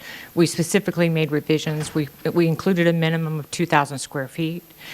We've also limited the number of drive-throughs. We have a 3-year period, specifically requested changes that were made, that there's a 3-year expiration date. There's also a requirement to provide an updated traffic analysis, traffic report study. So that should address your concerns. We have a brief presentation. This is obviously the site. It's next to the high school. It also, there is a strip of land that I believe the city is acquiring or trying to acquire, and a veterinary clinic. The south border, and it's on Howland Avenue. The east and north borders on the high school. It will be a secured area. It will have fenced, it will be fenced, it will be secured, it will have security systems. It's only open during the daytime hours. So I know that there was some concern about any kind of safety with the high school students, but it will be a fortress compared to other types of businesses where they will have cameras and security, specifically for the RVs. And so I think the staff report already did a really good job of indicating the compliance with the comprehensive plan. It meets your code to be to fostering the integrated mixed-use commercial developments in key areas. Designation allows for non-residential uses across the entire site, promoting economic development and providing community benefits. One of the community benefits I know that was expressed is open space. It does have a 26% of the site being utilized, which is 25% is the requirement. As open space, the stormwater pond includes a walking trail and a bench, and some additional landscaping to meet that requirement. So it does go beyond that to provide a benefit to the city. Also, there's a great need for boat and RV storage in this area. Code enforcement officers are very busy citing individuals for these types of matters. And if you see, these are just pictures driven around the city. It's a big problem. There have been, this is the $15 million project. This will be at the rear of the property, which I think is ideal for this type of use, the self-storage use. The commercial retail will be at the front. But there's a tremendous need for this type of storage in the area. They have statistically done the analysis where in this area, typically nationally, it's 6.3 square feet. I think, I want to cite the actual statistics so I don't get it wrong. It is 6.3 square feet per capita, and currently Deltona only has 2 square feet per capita. It's going to create at least 100 construction jobs, 4 operational, 15 indirect jobs for the self-storage facility alone. There'll be additional possible jobs through the commercial retail portion of this. It could be a daycare center. It could be a retail center. It could be various things. So the number of jobs will be based on whatever that end user is. So this is a possible site plan, which shows a daycare center in the front portion of it. The retention site and the open space with the walking trail you will see there in the front portion between and in front of the self-storage facility. The self-storage facility is located in the rear, and the RV and boat storage will be located on the west end. At least and this is not the final site plan because we don't have that, we're not at that stage yet. As far as There were some traffic concerns. We do have the traffic engineer to address any of those concerns, but it meets all the requirements. There'll be certain improvements done based on that traffic study for the project and based on whatever the site plan that is submitted, based on the end user on the commercial, whether or not there have to be any other improvements. If you have any other questions? Is there any questions for the commissioners, for Ms. Booker, Commissioner Novick? Ms. Booker, can you go back, I think, 2 slides to that site plan? Yes. Jordan, you might want to guide me here a little bit. Is there any opportunity or reason you can think of to designate a location for future joint access agreement? There was some discussion that the city might have, the ability for that strip, that they were gaining control of that, and the developer indicated they'd be willing to work with the city, but right now we don't have any ability to provide that. Are you talking about on to Howland, or are you talking about? Being it's on Howland Boulevard, I like where we have joint access to be able to move traffic internally without having to go out on Howland Boulevard. So I'd like. That will be a shared driveway for both facilities. But internally, for anything that may come down the pike in the future, I'd like to have a spot designated, possibly, that we could create joint access to. Well, because we don't know if the vet's going to stay there. We don't know if you're going to stay there, what it might be in the future. And it's probably easier if we can look at, for second reading, it doesn't have to be developed, but just designate it for future joint access agreement and have Obviously, that would that be memorialized. at the site plan stage, but yes, I mutual access or a shared access. Commissioner Novick, really quick, you're describing somewhat like what they have in Honest One and that car wash there where they. Yeah, where you can move traffic internally between businesses without having to come out on the highway. Just designate an area. What cued me on that was when you said something about daycare. Yeah, if they have if in fact the other site develops, would be the time that they would connect into that. But if we designate a spot for that, then it's there and we don't have to come back and revisit negotiating with you where that's going to be. That makes sense. Okay? Thank you. No other question? Commissioner Howington? I'm not sure who the question would be for. It's related to Exhibit D. It looks like the allowed uses within the MPUD for number 15 states that other uses which are similar or compatible and which promote these intents and purposes is allowed. But then if you go to prohibited uses within the MPUD, number 1 says all other uses not listed as permitted are prohibited. It seems like that's a bit contradictory in that in one it's saying, well, if it's similar or compatible, but then your next one says, if it's not listed above, then it's not allowed. So how does that work? Which one preempts the other? Generally, in land uses, you have certain things, for instance, that may say storage or self-storage, or it may say enclosed storage. There may be various terms used for a particular use. So that language is usually included to address so that you can match the intent of the agreement. So the intent of the agreement is not to have a car wash. So anything that's similar to a car wash is not going to be permitted.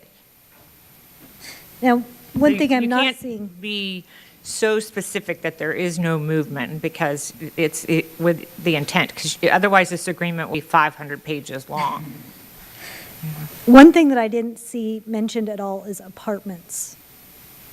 Apartments? Apartments, yes. We're not asking for any apartments. Yeah, that's not part of. There's no the residential request in this. tonight.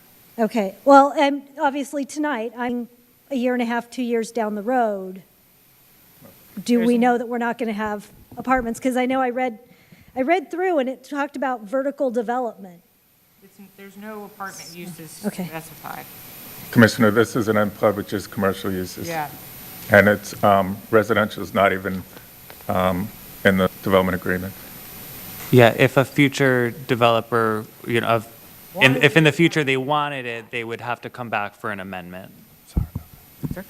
If it's not currently in the plans, would you be willing to put it in the development order to not have apartments in the future? Because I mean, it looks like one of the amendments that we received today Yeah, we're was fine with that. the good, okay, thank you. I appreciate that. And that's all the questions that I had. Okay. Anybody else? Thank you. Okay. I don't see any other questions, so we're going to go ahead and move to, is there any persons with standing? No, sir. Is there any public participation? Yes, sir. Kathy Bryant.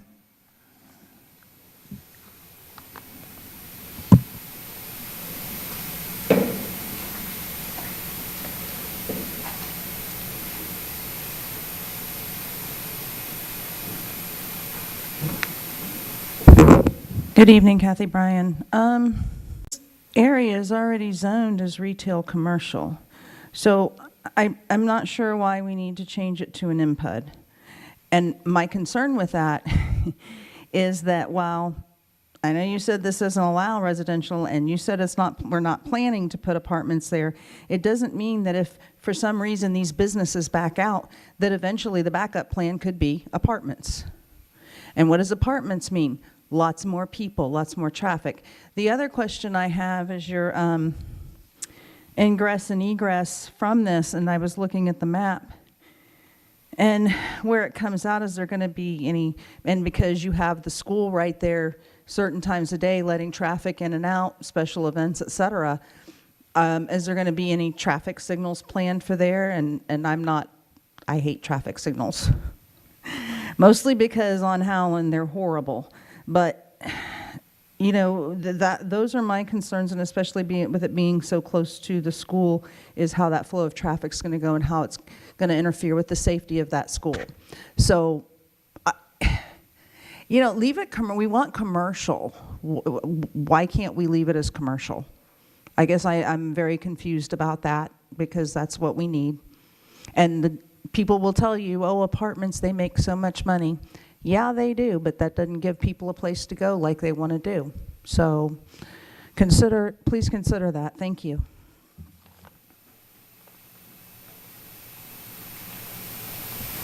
No one else, sir. That's it. Okay. Ms. Booker, would you like to, on this quasi-judicial, have our opportunity to rebuttal or to answer any questions that Ms. Bryan might have posed? We just agreed to put apartments in as a prohibited use, so. Correct. Correct. Thank you. All right, at this time, we're going to go ahead and call for a motion and a second, and because this is in District 6, out of respect to Commissioner, oh, you're already on the board. Go ahead, Commissioner Novick.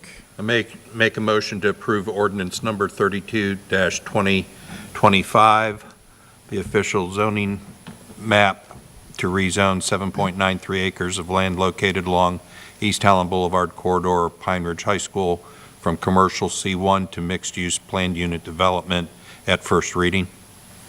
There's a motion by Commissioner Novick. Vice Mayor? Second. There's a second by Vice Mayor. If I can please have the city attorney read the ordinance once more. Yes, Mr. Mayor, this is ordinance 32-2025, an ordinance of the City of Deltona, Florida, amending the official zoning map to rezone approximately 7.93 acres of land located at 930 Howland Boulevard from retail commercial C1 to mixed-use planned unit development MPUD, providing for recording, conflict, severability, and an effective date. And because this is a quasi-judicial vote, I will ask the city clerk to call each of us individually and for the commissioner who is voting to express if they are supporting or not their vote and the reason for it. Mayor, if you don't mind, does the motioner's motion include the prohibition on residential? Okay. City clerk.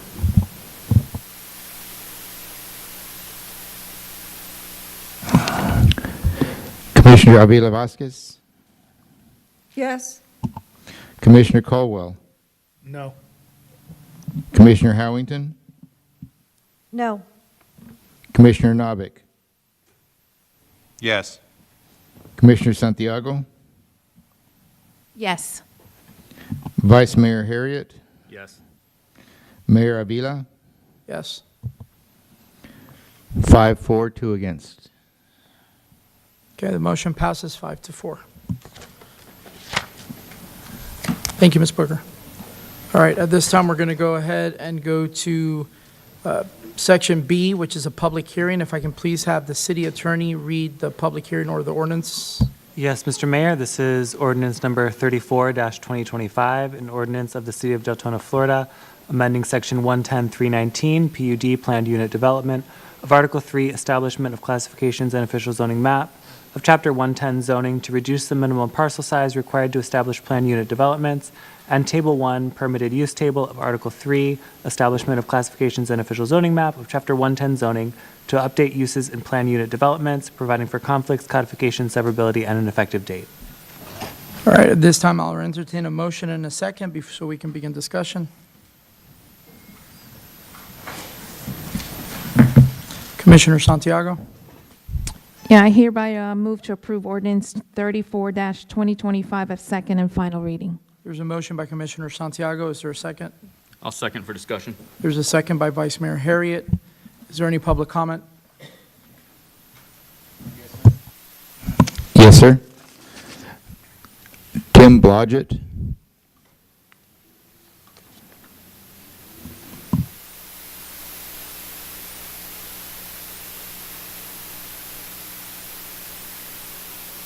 Mr. Blodgett, if you push the button, I will turn on the mic.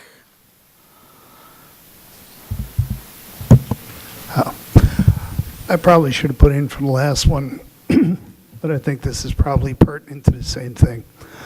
I believe a lot of this is coming around because most of what we have left for commercial development is kind of cookie cutter of what's left. All the good lots have been taken up by residential. And what we have left, like what we talked about in the last discussion, what we were doing that kind of missed the whole discussion, was that we had to take smaller spaces and make them useful for what we were going to do. It's kind of tantamount to taking a restaurant and turning them all into hot dog stands. The last one was particularly well done. I followed that through P&Z. And they dotted all the I's, they crossed all the T's, they addressed all of the concerns right down to Florida-specific wildflowers for the area. I'm really glad to see that, but I would really prefer, and what I came to talk about this time is, I'd rather see it as an exception than the rule. You should be, I think that you should all be looking at this on an item per item occurrence. We have our standards, and as the commercial lots become more and more scarce, I think we're going to run into this more frequently. That was pretty much all my only comment on that, and I wanted to let you know, as far as what's going on in Catalina, east of Howland Avenue, I saw some surveyors out there for the raising of Catalina. And on the west side, they've started to do the residential. They have piles of pine trees that they're harvesting as they're clearing all of the woods back there. I just let you like to know. Have a nice night. Mayor, you look great. Joshua Taveras.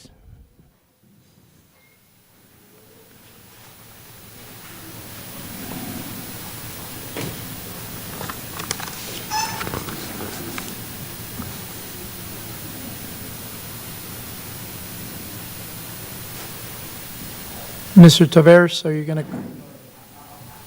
Okay. No other comments, sir. Go ahead, Ms. Bryant.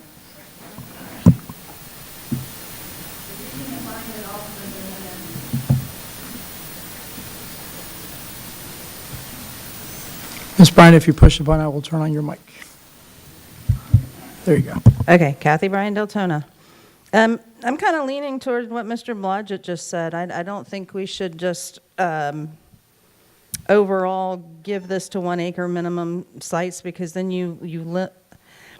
I feel like we need some larger sites, et cetera. and especially for planned unit developments, I would either keep it as is or do smaller sites by variance. That's what I have to say. Thank you.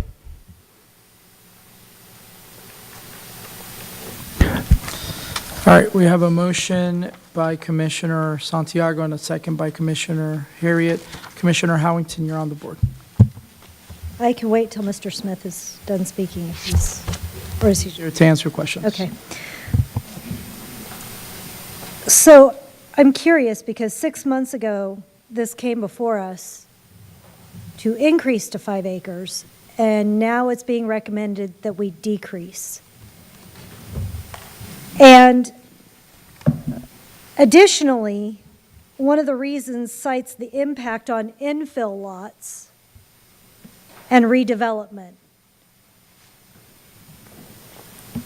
To the points that we just heard from Mr. Blodgett and Ms. Bryan, why are we not handling those as one-offs? If they don't meet the current criteria, if they have a smaller lot, if it was bought that way, and it's been that way for years, why wouldn't that be an exception rather than just blanketly changing it? I just don't understand why something would be brought to us with the recommendation that we increase to 5 acres to create more space, better mobility.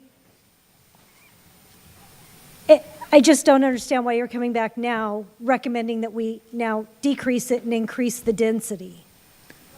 It seems like that goes against everything that we've been trying to work towards. So, Commissioner, you are correct that back in March, staff did bring to you ordinance number 05-2025, requesting from 1 acre to 5 acres for PUDs. There's not a lot of developable land left in the city of Deltona. So we're requesting to go back to the minimum 1 acre size, which helps create more flexibility in site design. All projects that go for the PUD process have to follow the PUD guidelines. So there's strict guidelines that they do have to follow. And if I may just add on to that point, one of the particular challenges that planning and zoning staff has encountered is that within the JPA, there is a requirement for parcels to rezone to a PUD, and in that area, there are many parcels that are below that 5 acre threshold. This was frankly, I believe, an unintended consequence of the changes to the PUD regulation, that now there are challenges for development within that JPA area that, frankly, deprives landowners of some of the use of their property.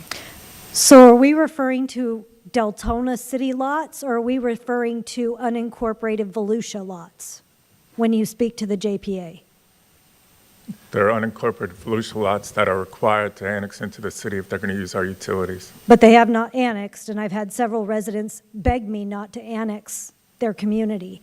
So we're looking at blanketly changing our PUD size requirements to appease lots that are not even part of our city.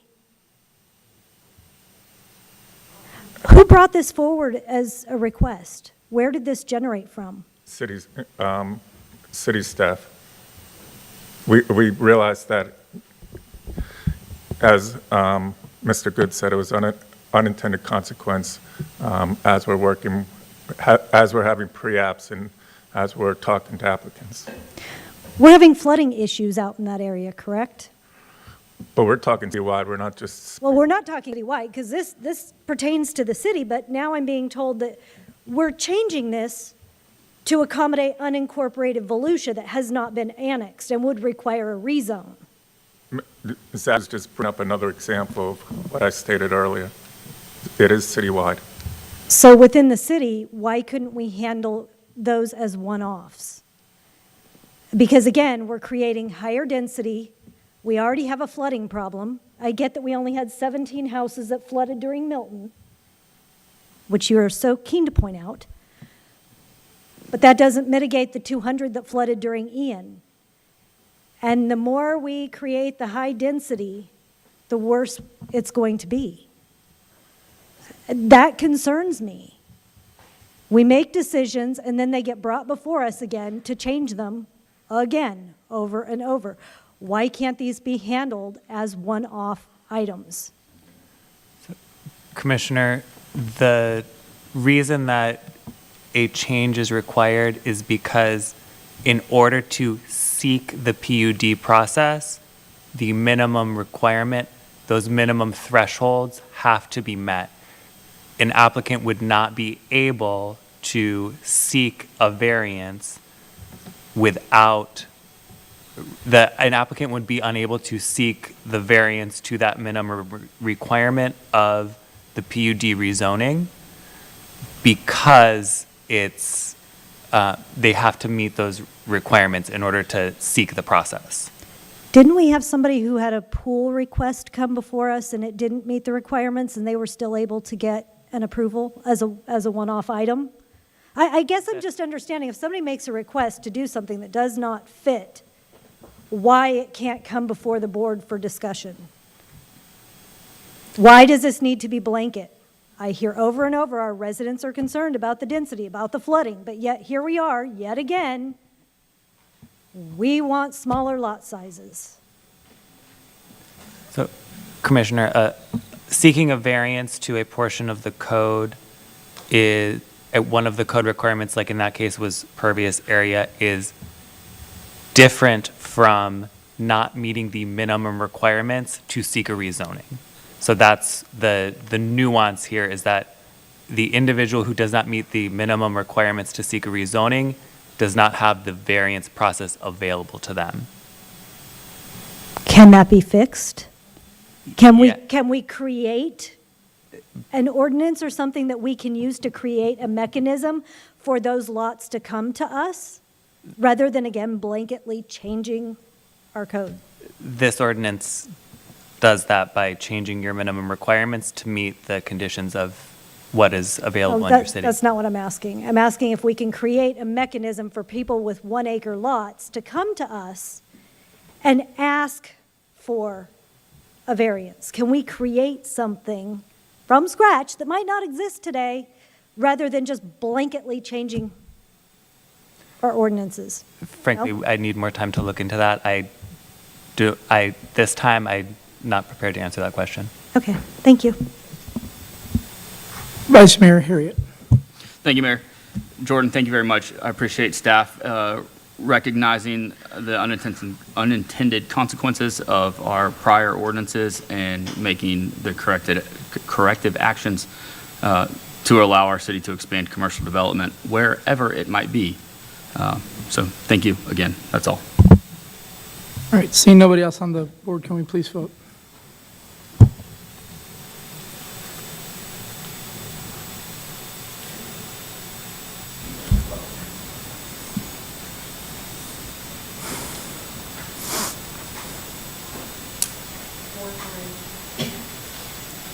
Can you please call it out, because there he goes.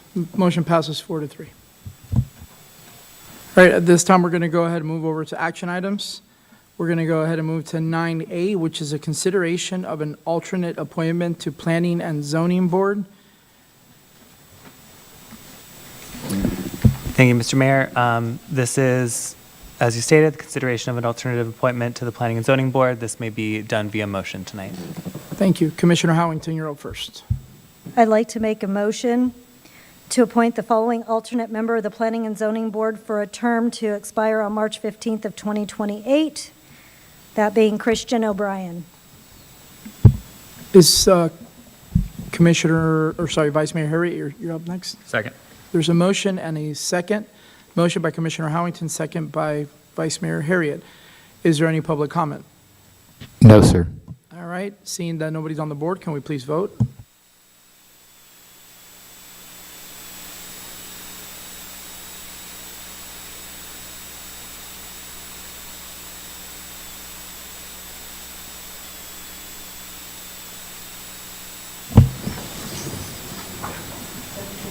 Motion passes 7-0.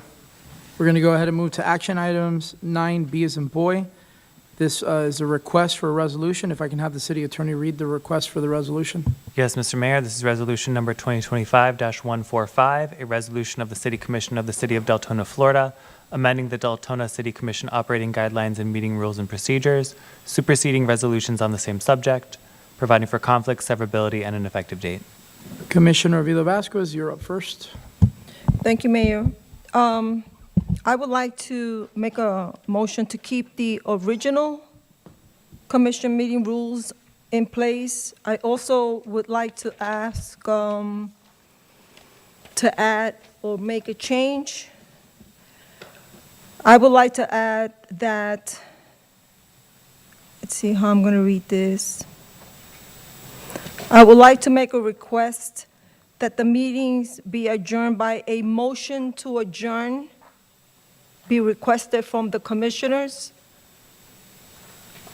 so that a motion is requested from commission to adjourn the meetings rather than the way it's been done now, where the commissions have no say in after the end of the meeting, if they have something to say. I have spoken to many other cities, and they do have a motion, requesting a motion to adjourn. There's a motion by Commissioner Avila Vasquez. Commissioner Howington, you're on next. I'll second. There's a second by Commissioner Howington. Commissioner Caldwell, did you want to speak on the matter? Okay. Is there any public comment before we go to commissioner comments? Yes, sir. Matthew Borgens.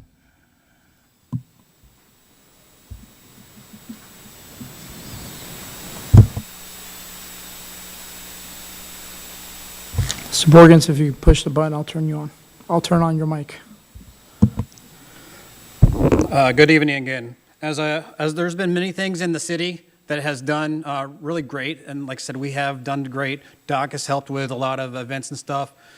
This is one here that I think if you adopted the new policy, you would actually be in violation of some of the laws, because you're trying to limit what the audience could do, but not curtail some of the actions that happen on the dais, with the comments, the rolling eyes, the things under the breath, even just now with what just happened.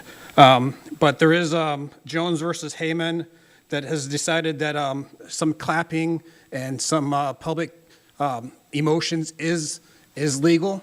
So you can't deny that. And even though you've tried that a couple times. And then you can't put a blanket for applauding or certain actions that you have in this new policy, because it is unconstitutional. Same thing with this area being semi-private. You can't limit anybody or kick them out and deny them coming in here. I've heard that, like I said. There's been a lot of changes that's been good. We've asked for the ordinance committee to come up here to help. And there's been a lot of things in the city that is improving. I do think that we need to come together and stop some of this bickering back and forth between everything, both sides, audience and the diocese. But again, reviewing some of the laws and the case laws that limit the ability of you being able to hit the gavel and stop people from clapping or saying a comment after somebody comes up here emotional or saying anything like that, like I said, that is kind of hitting their unconstitutional amendments there for First Amendment speaking. Again, I want to thank everybody, what you guys do. Nobody wants to be up there. Like I said, it is a thankless job, what everybody does in the city. So you guys being up there, what Doc and the city does is a great thing. Most people come up here, myself included, when there's a problem. Nobody comes up here when there's something good. So I do thank what you guys do. Again, keep up the good work, and we need to work together and not against each other. So that's all I have to say. Thanks. David Markle.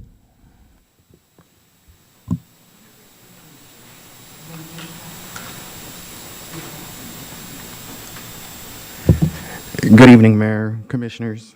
I'll take this off, sorry. I'm not feeling too well. I stand before you as not just a concerned citizen, but as a voice for many in our community who feel increasingly unheard. I'm here to express my strong disapproval for the recent decisions to limit public comment during commission meetings.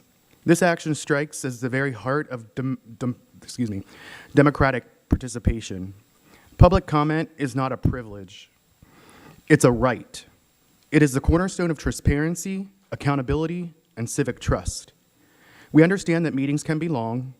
We also understand that order must be maintained, but silencing or restricting the voices of the people who you were elected to serve is not the solution. It sends a dangerous message that efficiency is more important than engagement and that discomfort with criticism justifies censorship. So I ask, what prompted the decision to make these changes? Was it truly about decorum, or is it about control? And more importantly, who recommended the changes? The citizens of Deltona deserve to know which commissioners supported limiting our voices so we can hold them accountable, not just at the ballot box, but in every forum where democracy lives. If this commission believes in transparency, then I urge you to publicly disclose which commissioners recommended this policy change, reconsider and revise the current limitations to ensure they do not infringe upon our rights, and most importantly, listen, not just when it's convenient, but when it's uncomfortable, because democracy doesn't thrive in silence. It thrives in dialogue. Thank you. Kathy Bryant.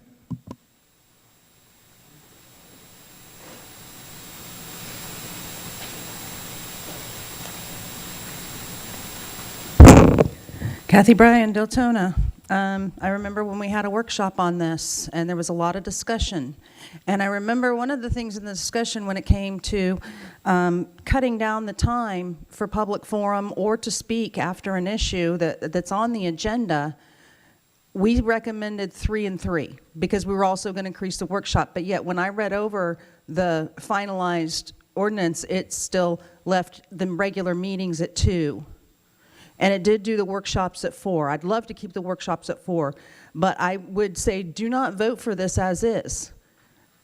That seemed to be a reasonable compromise between everybody, and I think there's no reason why we can't do these meetings at 3 minutes.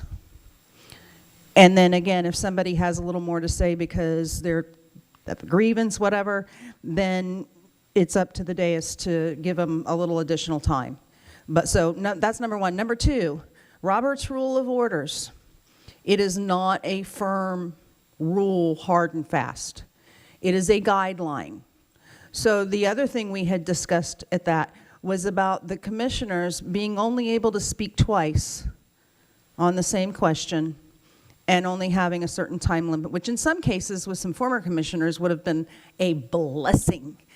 But when there's something that's controversial, and you guys have more questions or need more time to speak, you should have it. So keep that in mind, because that's still in there. And you guys all said, oh no, we should be able to come back and ask and stuff like that. So I'm like, okay. The other thing is that, you know, Mayor, you're always talking about how people should bring their grievances. Well, not everybody comes with grievances. Sometimes people come to tell about some kind of a community thing that's going on, or they tell the city they're doing a good job.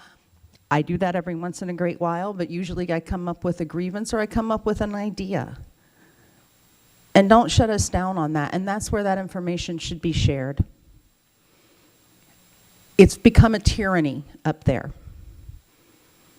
I know you want things to run business-like, and we had some people that came up here that were just out of hand. But you never gavelled them down. It took you a long time to do that, and then you went from here over to here. Let's pull it back towards the middle a little bit. Give your public a little leeway. We're here because we love this city, we're concerned, and we want to see good things happen to it.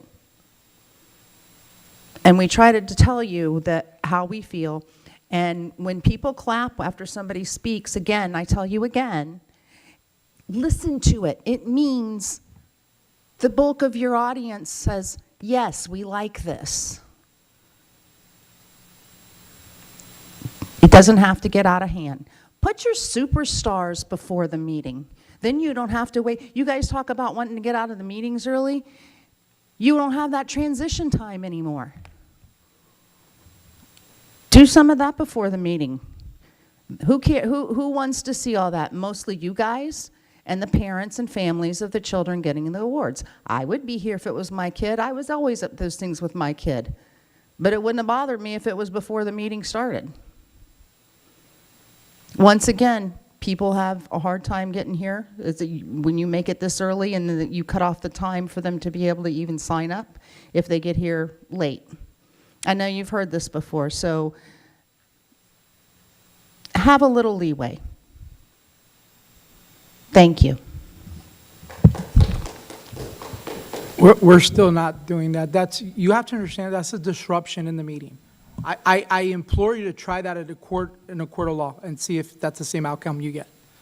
All right, Commissioner, is there any more public comment? No, sir. Commissioner Vila Vasquez, you're up. I'm sorry, I skipped you, Vice Mayor. I'll come out. Commissioner Vila Vasquez, go ahead.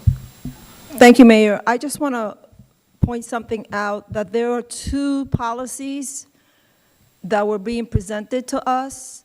The one I chose is the original policy, which still gives you 3 minutes to speak on both times. It's not the 2 minutes. The 2 minutes is the updated policy. I am making a motion to stay with the old policy, which gives you 3 minutes.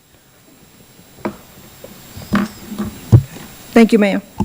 Mr. Mayor, if I may, because there were some public comments that dealt with constitutionality, I'd like to just give a little bit of context about the law and public forum. I will try and be as brief as possible. So there are three essentially prongs of law that govern what we do here in this forum, that being the Constitution of the United States and the Constitution of the State of Florida. We have the Florida's Government in the Sunshine, Chapter 286, and then we have our local code and policies that govern our meeting procedures. So there are various types of public forum. There's a traditional public forum, a designated public forum, a limited public forum, and a non-public forum. So traditional public forums are what you think of as when you say public forum, which are public parks, sidewalks, areas that have been traditionally open to political speech and debate. In a traditional public forum, the government may not discriminate against speakers based on the speaker's views. The government may subject speech to reasonable content-neutral restrictions on time, place, and manner. And restrictions are only allowed if they serve a compelling state interest and are narrowly tailored to meet the needs of that interest. That comes from Perry Education Association versus Perry Local Educators Association, which is a U.S. Supreme Court case, and also Cohen versus California, which is another Supreme Court case. So a designated public forum is a place when sometimes the government opens public property for public expression, even though the public property is not a traditional public forum, right? So that might be an auditorium that is not traditionally open to the public, but it's opened for a certain event. So after opening a designated public forum, the government is not obligated to keep it open. So you can open and close for an event. Speech in that forum receives the same First Amendment protections as speech in a traditional public forum. This would be, like I said, a theater or a meeting room at a state university are examples of a designated public forum. A limited public forum is a type of designated public forum. Here, the government may limit access to a designated public forum to certain classes or types of speech. Commission meetings, including the public comment portion of those meetings, are limited public forums. There are multiple Florida cases. The most recent is McDonough versus Garcia, which is an 11th Circuit case in 2024.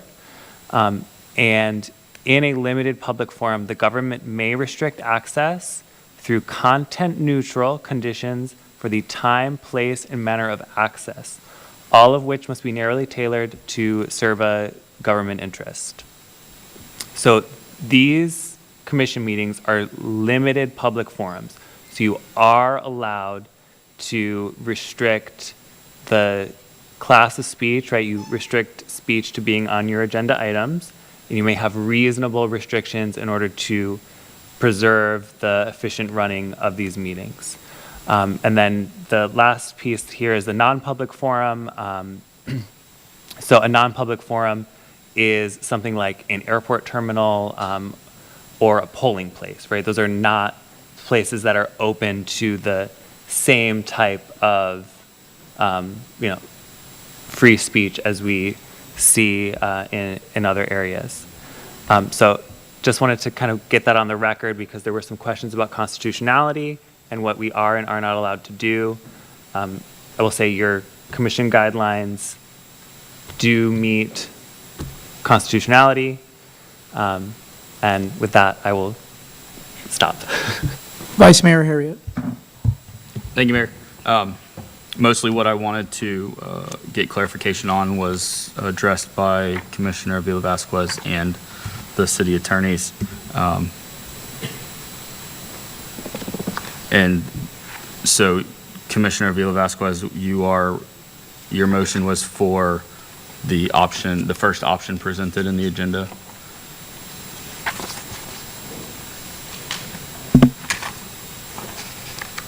The original with whatever minor changes were made.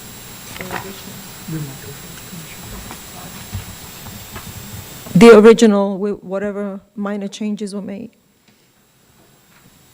So I only have two options in my agenda. Is that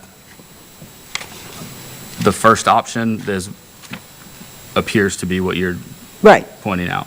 Okay. Correct. Thank you. Commissioner Howington. Thank you. Yeah, I believe that would be the red line version is what we're referring to. I was just confused because we had the two different versions, and when we were at the workshop, I thought that we had all agreed on what we wanted to have changed at that time, and so I was a little perplexed to see that one that we had worked on as a body came back, but then another one that we didn't even address was brought forth for us to vote on tonight. And so that was kind of concerning to me, which is why I'm supporting Commissioner Avila Vasquez in using the policy that we actually sat down and crafted in a workshop. Thank you. Commissioner Santiago. Thank you, Mayor. Okay, just on the point of the meeting adjourned by a motion to adjourn. So after the city attorney comments, city manager comments, city commission comments, requests and reports, you have adjournment. So we're going to take a vote to adjourn? Okay. Don't see why we have to do that when it's on here, but okay. And then actually the new proposal kind of gets rid of some of the things that I don't think we really need in here. Just 5 pages from 13 pages, so 7 pages, so it looks good. No, that's all I had. Thank you. Before we go to a vote, I just want to clarify. So you want option 1, including the motion to adjourn? Yes. Okay. Could we please go for a vote? Yes. Gotcha.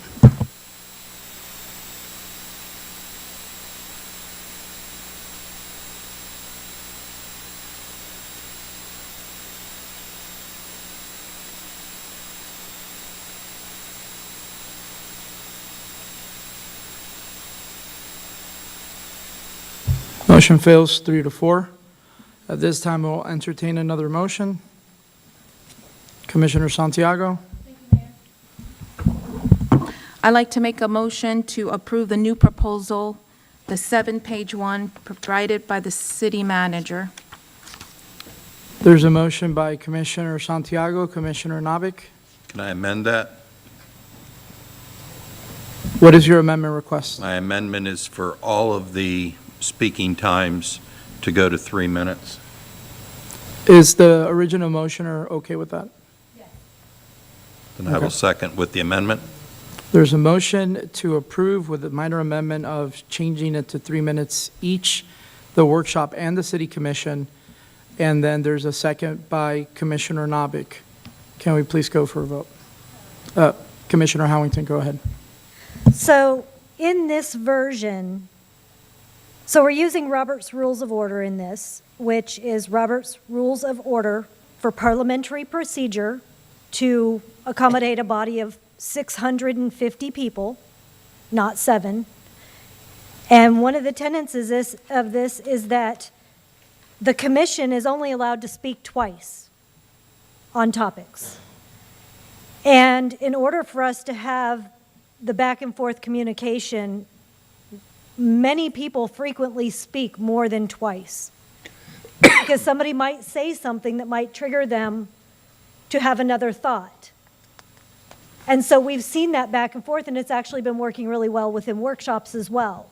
And so I think limiting the commission from having the appropriate conversation is a concern.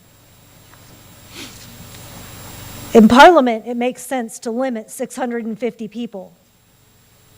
And I believe is this also the version that takes the meetings down to 2 hours? Because if it is, I mean, we've been here since 6:30 and we're not even through the agenda yet. So how many additional meetings or how many things are going to have to get pushed if we can only go 2 hours and then we can only extend one time?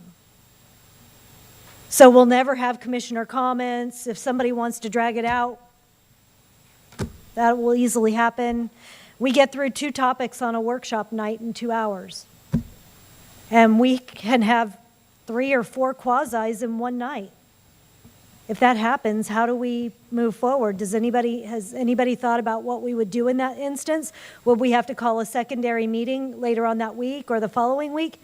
If we have 3 quasi-judicials and we time out at 2 hours and we haven't gotten to one, what happens at that point? Can the attorneys possibly answer that? Yeah. So the way these are drafted, it's 2.5 hours, and the meeting can be extended once by a vote of the majority of the commission for a maximum of 15 minutes. If you strictly follow these commission guidelines, then yes, you would have to adjourn the meeting and resume at another time. However, you can amend these regulations now, if you'd like, to have that 2.5 hour clock and then eliminate that it may only be extended once, right? To allow for multiple extensions. And frankly, this is your meeting. You are the elected body. And if you would like to make a motion to extend and it gets seconded and proceeds by a majority 3, 4, 5, 6 times, or a motion to extend for 3 hours, you are the elected body. This is your meeting, and you would be within your rights to do so. Except for we've been told multiple times that we have to follow the letter of the law, and we are not allowed to extend it beyond that time. It's happened many times. But these are your rules, and we've told you before, you're allowed to suspend your rules, change your rules on the fly, in the moment, as long as you have a majority vote. You are correct, the law is the law is the law, but with respect to these rules, which are your rules for how you run your meetings, if in 3 months we have 8 quasi-judicials and we're here till midnight, you all as a body can make a motion that says, tonight we have 8 on the agenda, these are time sensitive, they've all been advertised. I'd like to say tonight we're going to waive all time restrictions and we're going to stay here till they're done. And as long as the majority votes, you can do that, just so you know, you have that option. And then beyond that, I mean, in the workshop, we didn't discuss this other item. It was not something that the commission reviewed. And so I don't feel comfortable voting on it until I have a chance to go through it the same way that we did with the other one. Again, go ahead. For the record, Commission, this is pretty much the same information that was given to the Commission in August of last year and then brought back, I believe, in the wintertime for discussion, which led to a workshop. So this isn't the first time this was brought to the commission. It's actually the third time, I believe, at this point. But it's also put in here for everybody to review leading into the meeting, and that was our hope at this point. If you see the difference between the two, then the commission will vote one way or the other of seeing things that you might like to mix together. And that's the way it was brought to the staff, by staff. Well, when we go to a workshop and we agree as a body, and then it comes back as something completely different, that is a concern. It was two options. The one that you talked about at the workshop, which of course is never a vote, and more further discussion takes place after those meetings. The option from staff was, here's information, you choose which way you'd like to go, rather than just saying, here's the only thing that was discussed, because again, I don't believe it's a vote that took place at the workshop. So you have the options in front of you, and one is clearly the one that you guys just voted on. Okay, so essentially, we will be adopting the policy that was written by the city manager for us to follow, and we will be following his guidelines. Thank you very much. Commissioner Vasquez. Thank you, Mayor. So you're right, City Manager, we did discuss these two policies, but at this workshop, we chose one. And we chose and we gave direction to legal to make changes and or additions to the ones that we chose. We didn't choose two like we presented with right now. So it's true, we make decisions, but when we come to the dais, it's not what the decisions that were made among everyone, it's the decisions that are made among a few. We chose one policy and we stated to make the changes that we all requested to be made to that one policy, but we still were presented with the policy that was denied at the workshop, but is still being pushed, which is just approved. Thank you.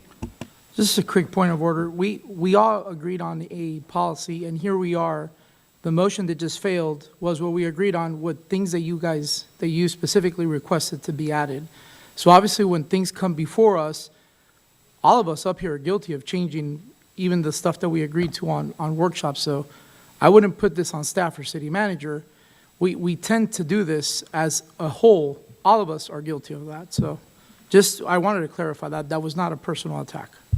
Go ahead, Commissioner. No, it was not a personal attack. I was just bringing up a point. We chose one policy.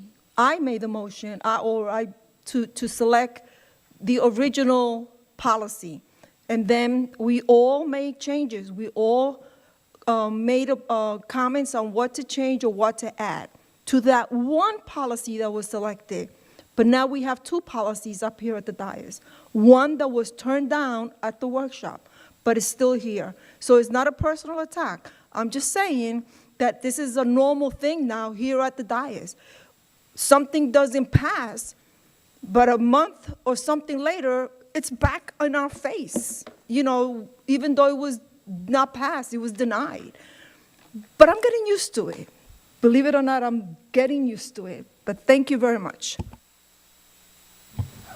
All right, there is a motion on the table by Commissioner Santiago with an amendment for the timing and a second by Commissioner Novick. If we can please vote.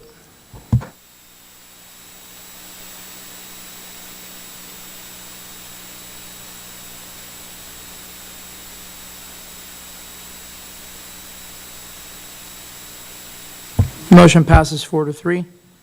This time, we're going to move to Section 9C, which is a resolution request. If I can please have the city attorney read the resolution request. Yes, Mr. Mayor, this is resolution number 2025-151, a resolution of the City Commission of the City of Deltona, Florida, amending the Deltona Commission Policy and Procedure Policy number CC99-003, elected official travel and expenses, superseding resolutions and votes on the same subject, providing for implementation and an effective date. All right, this time I'll entertain a motion and a second to begin discussion.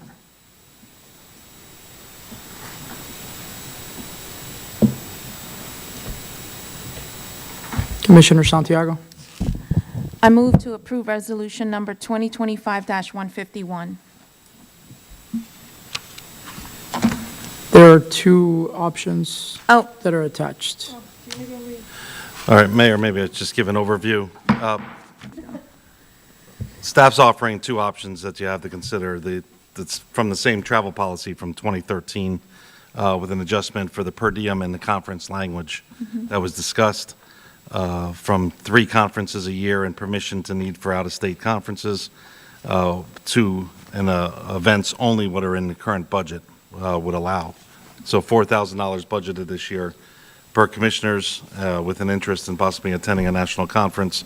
It's unlikely that a commissioner will probably attend a 3rd conference at this point, let alone any more than that anyway, so it kind of is synonymous, changing the number to the actual equaling the old policy.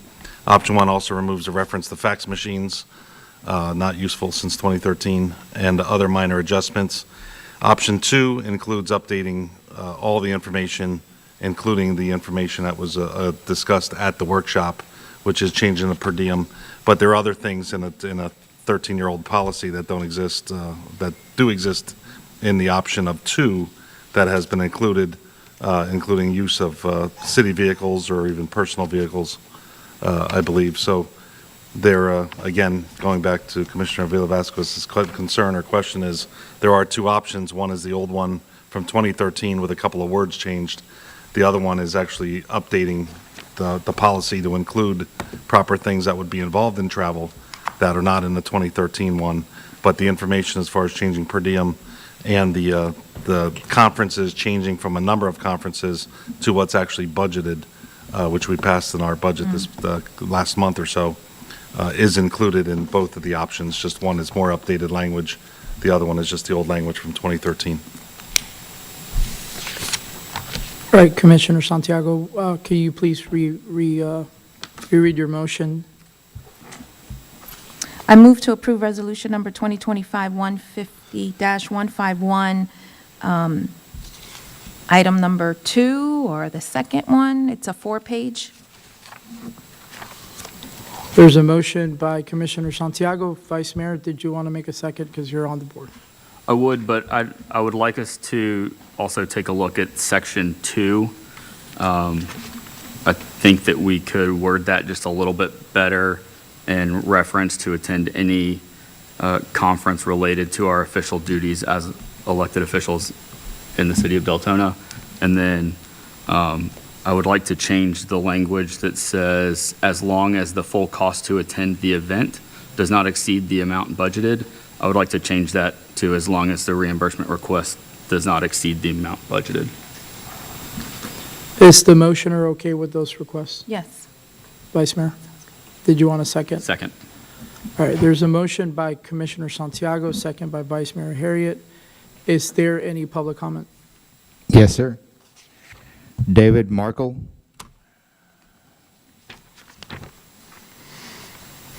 Mr. Marco, if you hit the button, I'll turn on your microphone.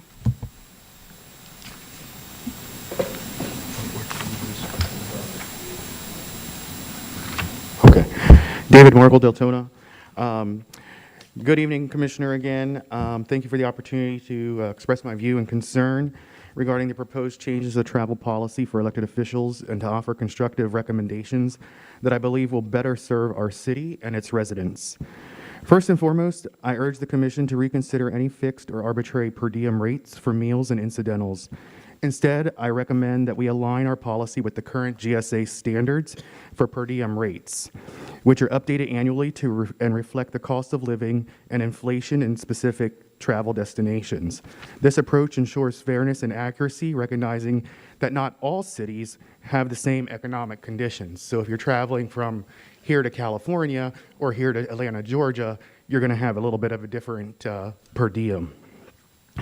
Transparency and accountability are pillars of good governance. To that end, I propose that any elected official who attends a conference or training event be required to present a summary of their experiences and key takeaways at the next attended commission meeting. This not only informs the public, but it also demonstrates the value of the travel to our community. Additionally, I recommend that all travel by elected officials be disclosed and approved by the full commission prior to any departure. This measure promotes transparency and builds trust with our citizens, ensuring that travel is purposeful and aligned with the city's goals. I also strongly support the continued requirements for receipts to be submitted for reimbursement. This simple but essential practice reinforces fiscal responsibility and transparency, both to the residents and to the dais. Finally, I encourage the Commission to establish a clear 30-day deadline for submitting all travel-related receipts and forms. This ensures timely processing and accountability to help maintain organized records for auditing and public review. In closing, these recommendations are not about restricting travel. They're about ensuring that travel serves the public interest, is conducted responsibly, and is committed to communicated transparently. I believe these changes will strengthen public trust within the dais and demonstrate our commitment to ethical leadership. Again, I thank you for everything you do for our city and for your time and for listening to me. Thank you. Kathy Bryant.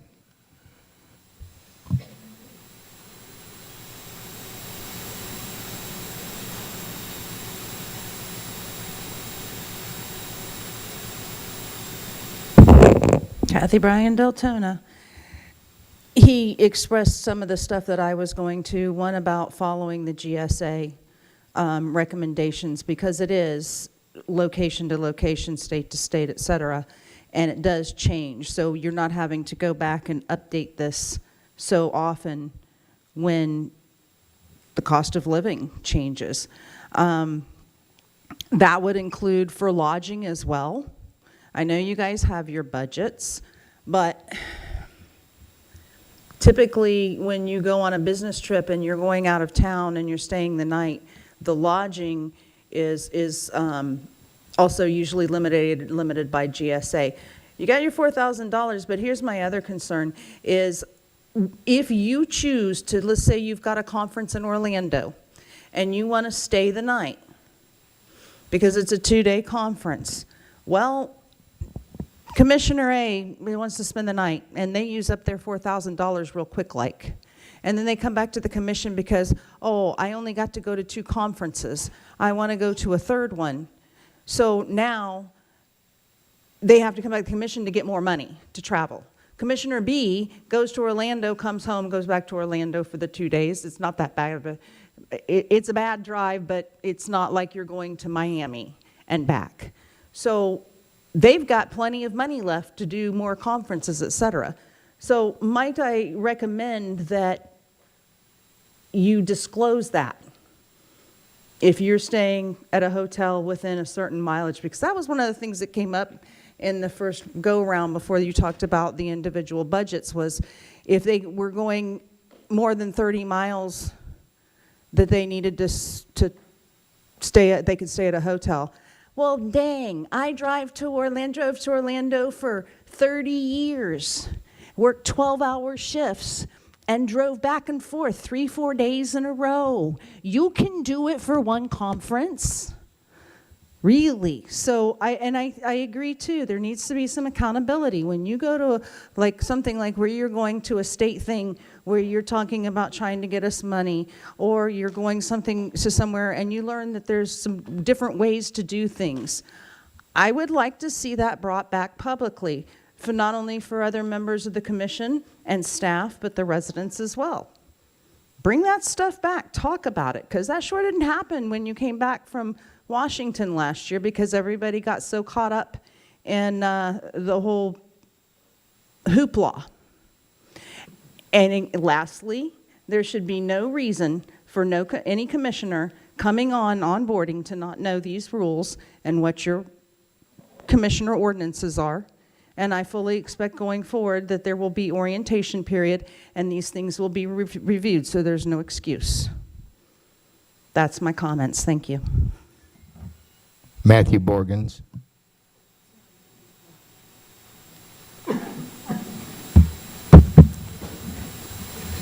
Good evening. I've done a lot of work on this travel policy with the diocese over this last year.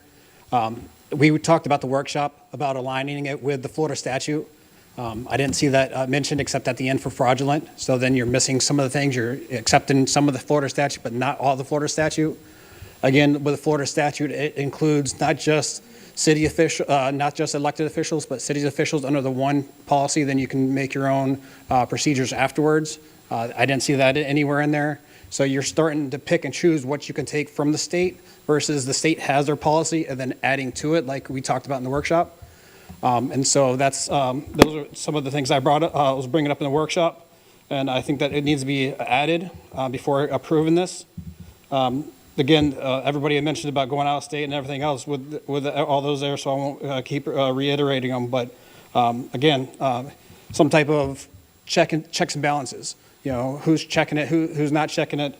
Is there any type of auditing afterwards? So those are some of the things that need to be addressed in here. And like I said, having that one rate going around. So again, we need to follow what the state statute says and then add to it per what the state statute says. We're only limited to what the statute says. We're all in Florida. We have to follow the law. It's been stated multiple times throughout this year and throughout this diocese here that we need to follow what the law says. So the law has specifics for a travel policy, and then you add to it. So that's what we need to do, and that's what we talked about at the workshop. I don't know how we went from what we agreed from at the workshop to here. That's happened multiple times tonight, that's been said. Same thing on a lot of things. One thing gets said here, and then they come up later in writing, and they're different. Like I said, Doc and his team's done a lot of great work on these policies. I think, doing them is great. It's just making sure they're consistent with the law and everything else and getting everything together. And then, of course, like I said, reading them and make sure there's an onboarding policy. Like I said, the city officials, they do great. Doc's team did great. Bring this up, it's just getting it over the last hump. Thank you.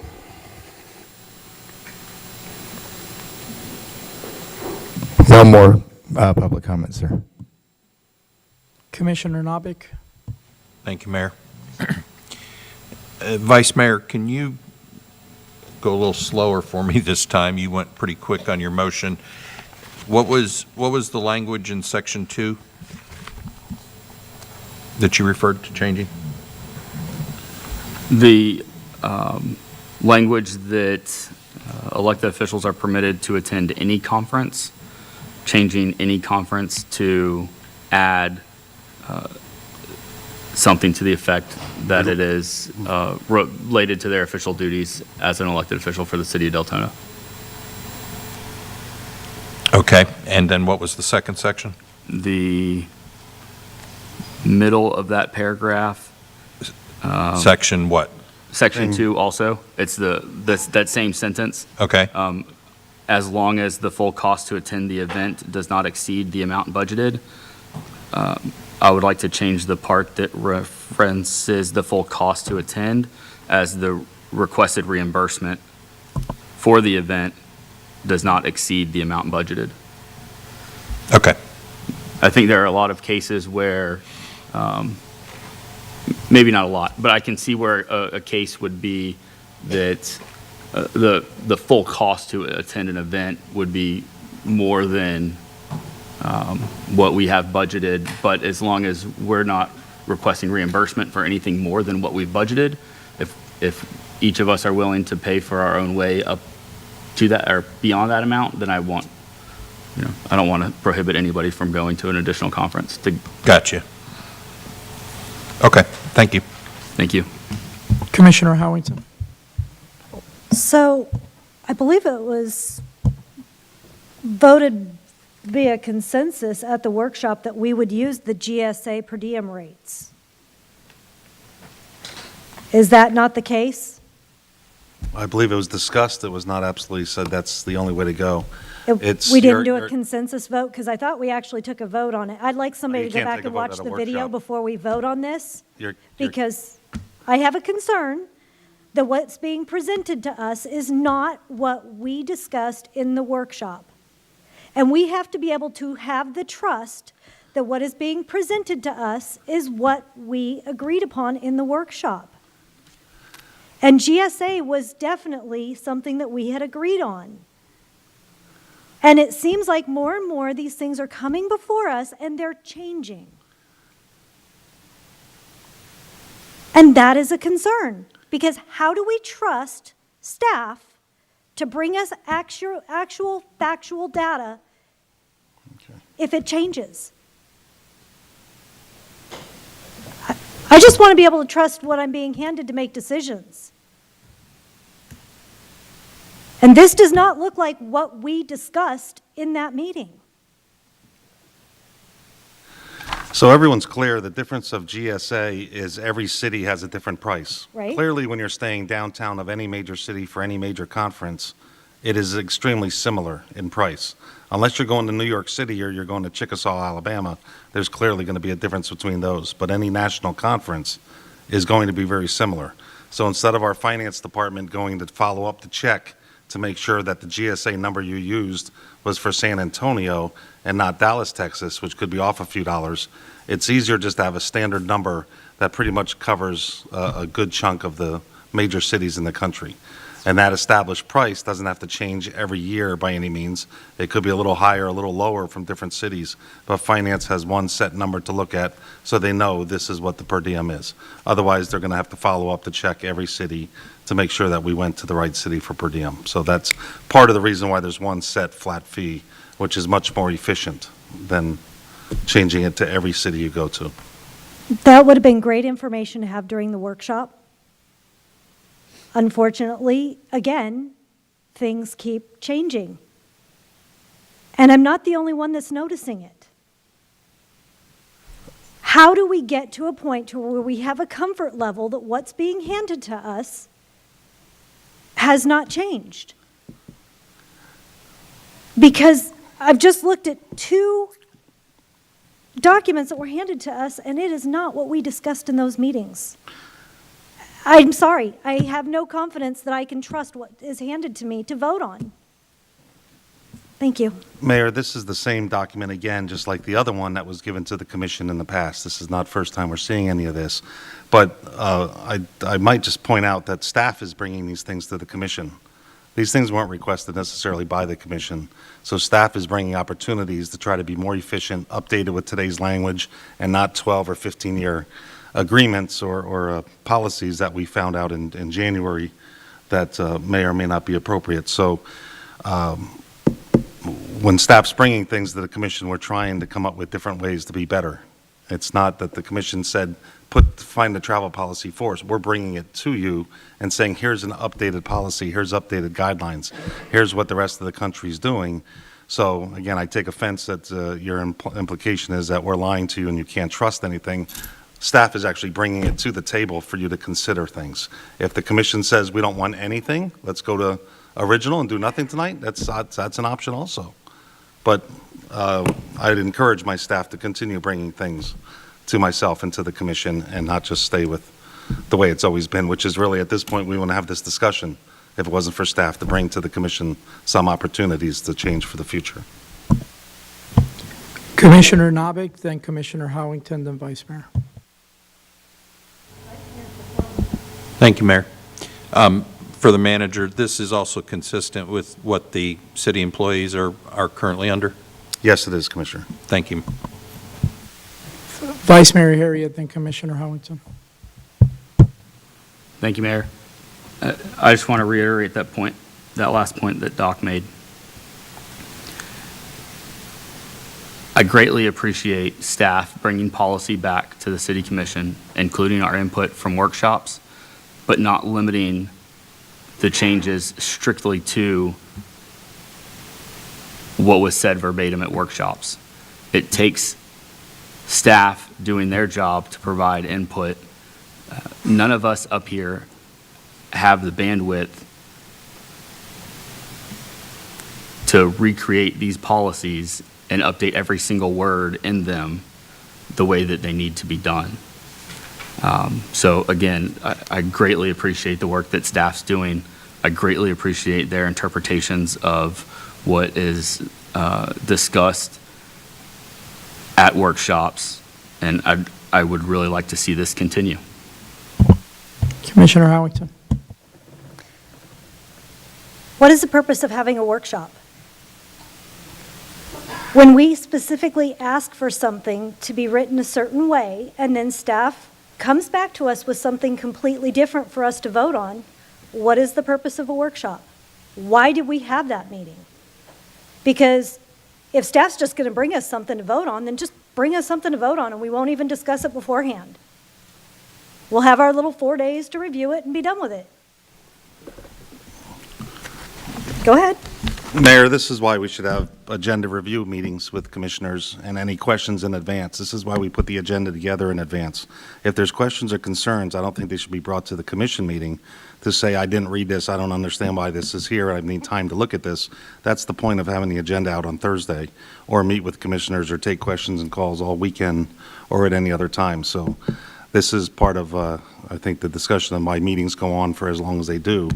I think that we can have this taken care of in advance at any conversations on Friday, Saturday, Sunday, or Monday before we lead to the meeting. Thank you. That would be great, and we did have meetings previously, but then I started to feel like I couldn't trust what I was being told. And so in that instance, you're right. This time we didn't meet. Yes, you had told the attorneys that you would no longer meet with staff, myself, and the deputies. So at this point, there's where we are, and Right, again, because I feel like I'm being lied to. 9:30 at And if night. that is the impression that I have, Okay. Well, you then weren't lied yes. to, Commissioner. And I will have the conversation here. You weren't lied to, Commissioner, about anything. You've been informed just like everybody else has, so that's it, Mayor. Honestly, I don't know that that's the case. What's your point of order, Mr. Mayor?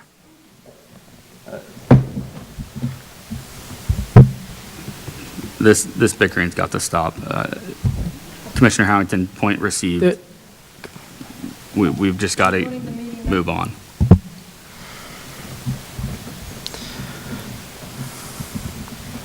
Please finish your point, Commissioner Harrington. You know, I don't like that we've gotten to this point, but literally, the statement that was just made it sound like I didn't do my homework. I did, which is how I knew that this policy did not match what we discussed and did not match what we came out of that meeting expecting to be presented to us. So when that happens, and then when I go in here and think, oh, well, we discussed this, and then I start looking at it, and little things inside of it are different, yeah, that concerns me, and it raises questions, as I think it would anyone. So I'm sorry that we've gotten to this point, but I need a confidence level that I can trust what I'm being handed. Thank you. Commissioner Colwell? Yeah, I just want to be clear moving forward. So this is no longer the will of the commission. When we have discussions, it's the input of the staff. The commission had two options in front of you to discuss and look at. Not the first time the second one was seen, and it's been available since Thursday of last week. If the commission takes a vote and says they want to do the first one, the vote's done and we move on. It's over. I'm not sure what the circumventing the will of the commission. The commission's the one taking the vote. Because I spent my time in workshop discussing this thing. Yes. And when we've came to a conclusion, and now it's different. What was the difference? What's the conclusion difference? There's some in there, put some of the staff. The per diem and the change of the $4,000 from the budgeted number.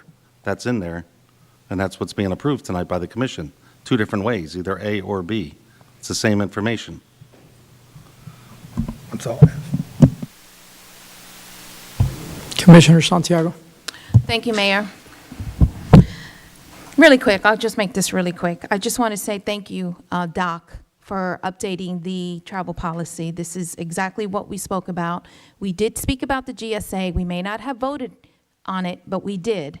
So it's efficient, it's more effective, it's just like these city employees, and it saves time. So I want to say thank you. Thank you for meeting with me. Thank you for answering my question. The same goes to the tough. For any time I have questions, specifically to anything that I have and the agenda, I get it done before I sit here in front of this dais. And if still I have a question, I will answer it. But I appreciate all the hard work that you put into this. It's, like I said, more efficient, effective, and it saves more time. Thank you. Commissioner Nabik? I wasn't here for the workshops. I looked at the two documents that were provided with the agenda package. I made some comments to Doc about making some changes. One of them was what Commissioner Vice Mayor Howing, or the Vice Mayor had said with regards to being more specific about the type of conference, and so that was the only change that I had. Again, I don't know what y'all discussed at the workshop. The new one is a slimmed-down version. It reflects what the city employees are currently using, and at this point, Mayor, I would call the question. All right, there's a motion on the floor and a second, and if we can please go ahead with the vote.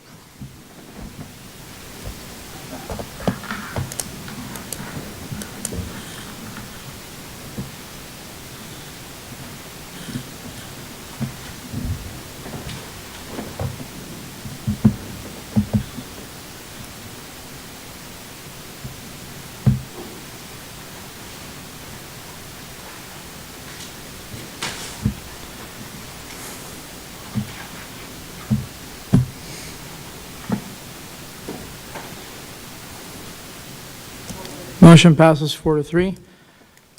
I'm going to request a extension for 9D. If not, we're not going to have enough time. Vice Mayor Harriet? Second. No, I need a motion for I'll make a motion to extend the meeting for 15 minutes for the purpose of discussing the additional item 9D, parking ordinance. Commissioner Nabik? Second. All right.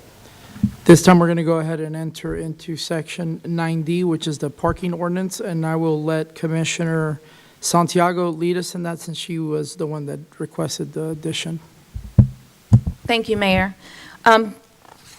Just going to make it really quick. I was against originally from this parking and vehicle ordinance that was brought up by Commissioner Caldwell. I believe you brought this up. I think it's caused a lot of issues and problems in our Point of community. order. I apologize. Vice Mayor brought something to my attention. We need an actual, can we do a verbal vote, please? I apologize For about the that. extension? For the extension of the meeting, yes. Commissioner Avila Vasquez, I have a life, no. Commissioner Caldwell, Commissioner Harrington, No. Commissioner Nabik, Commissioner Santiago, Yes. Vice Mayor Harriet, Yes. Mayor Avila, Yes. 4-3, 4. Okay. Go ahead, Commissioner Santiago, please finish. Thank you, Mayor. There have been like a petition that's been going around, and there's been issues about it. At this time, I just want to suspend I want to make a motion to suspend the enforcement of this ordinance, 23-2025, the right-of-way parking restrictions. So, All right, there is a motion by Commissioner Santiago. Is there a Commissioner Howington? Just for clarification, it's not currently being enforced, is it? We're doing a courtesy period? Can you click on your?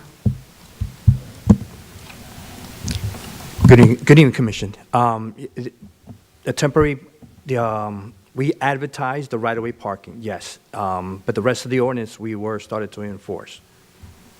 You've been ticketing? We No, did. it's supposed to be in a courtesy The period? ticketing, we've been doing ticketing for parking improperly, blocking a sidewalk, wrong direction, yes. But as for parking in the actual right-of-way, no. We were providing educational materials. The PAO actually helped us out with that, putting that out in social media, and we were passing out the flyers as of last Wednesday, once we had everything in place.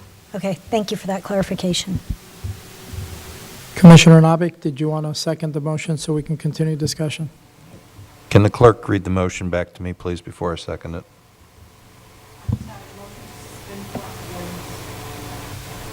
Can you say that again with your microphone on, please? The only thing I have so far is a motion to suspend the parking ordinance.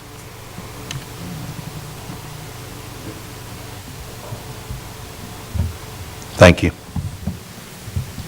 Commissioner Santiago, did you want to bring maybe time specific or something like that, or to be brought back? That way, it's more clear of a motion.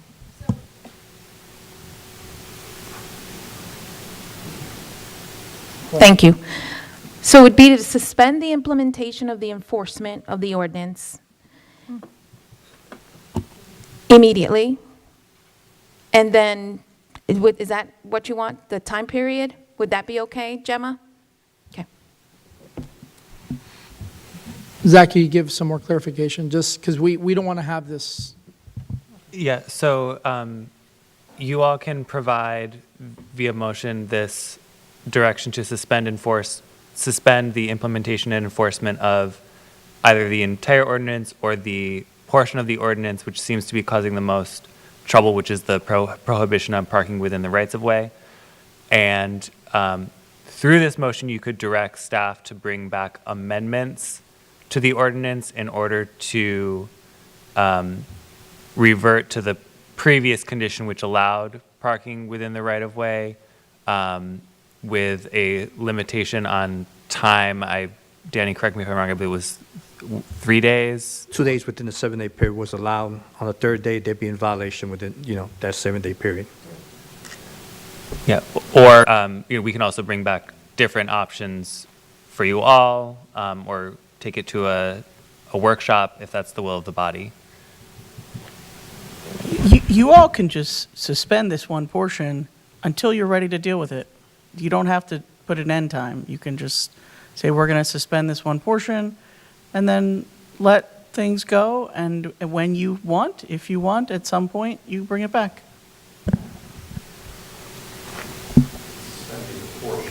Is the issue. Commissioner Novick, if you can. Okay, I see it. Hold on. I think the language that you might want to use is suspending the portion that deals with the parking in the right-of-way. If you suspend the whole parking ordinance, yeah, then you got mayhem. So if you want to restate your motion, okay? Motion is to suspend the implementation enforcement of ordinance 23, 2025, just for the right-of-way parking restrictions effective immediately. Vice Mayor. I'll second, but I've also got some other comments that I'd like to make. Okay, you were next on line. So there's a motion by Commissioner Santiago and a second by Vice Mayor. Go ahead and start with yours, and then after you is Commissioner Avila Vasquez. Thank you, Mayor. So I've seen the comments, the posts. I've seen all of that on social media. I've also received quite a few phone calls. Ran into a neighbor this afternoon that were all extremely supportive of this ordinance. I think that we have some challenges. I don't think they're unique necessarily to Deltona, but I think that we do have some challenges with this in the sense that we are an urban center. We are a developed city. Generally, parking on the right-of-way in some communities isn't probably that big of a deal. It's the norm in a lot of communities, and it has been in Deltona for a long while. Some of the concerns that I have specifically with parking in the right-of-way that I would like to ask the city engineer to look at are related to stormwater retention and detention in the swales. Specifically, when we come to commission meetings or we talk to residents and, quite frankly, even see the Facebook posts regarding, we had a 20-minute rain and water's ponding in my swale. It's been there for an hour and a half. It's been there for 2 hours. It's been there for a day or two. I would like to understand from an engineering perspective the impact of a vehicle constantly compacting that soil on the retention and percolation of water and what the contribution to the problem is. The majority of the city is not a curb and gutter development, although we do have a growing amount of curb and gutter developments within the city, and within those communities specifically, parking in the right-of-way or street parking has become a challenge when getting first response vehicles through these communities. I think that that's been acknowledged by staff that's been a concern of staff. So we need to also address that. I want to acknowledge that this is not a one-size-fits-all kind of issue. I think that we should look into the difference between street parking and right-of-way parking, where in the bulk of the Deltona that was developed with swale drainage systems, no curb, no gutter. It's really easy just to pull off the side of the road. You're in the right-of-way, seemingly out of the way. But it also has an impact. It was also mentioned many times, I've seen it mentioned many times regarding temporary events, people having children's birthday parties or 4th of July parties or Super Bowl parties, or even to the extent that we have lawn maintenance services or repairmen or, you name it. So I want to make sure that any changes to the policy moving forward take that into account and don't prohibit those services from being performed. And then lastly, I want to make sure that there is in no way, shape, or form the ability to weaponize this policy by anybody in the public or from the dais. I don't think that is the case with this dais. I do or have heard concerns from residents from past commissions, and so I want to make sure that that is also something that is looked at or at least considered, just thought about. The new ordinance should be looked at in a 360-degree perspective to make sure that that's not an issue that we could be creating. So, thank you. Commissioner Villa-Vasquez. Thank you, Mayor. Danny, so you're not really restricting anyone from parking on the right-of-way for temporary time, for unloading or having a resident or member coming over for the weekend. You're just, for those people who are making the right-of-way their parking spot. Am I correct on that? The new ordinance that was approved, 2023-2025, did not allow any exceptions except for unloading, loading, or dropping somebody off or picking somebody up. So gatherings was not in the ordinance as an exception, so they will be in violation under the I ordinance. thought that was made an exception, parties and stuff like that. I might be wrong, but I thought that was made as an exception. It was in there at the very beginning of the early stages of, going over the ordinance, but by the time it was completed and it was presented to the commission, that portion was removed, all the exceptions.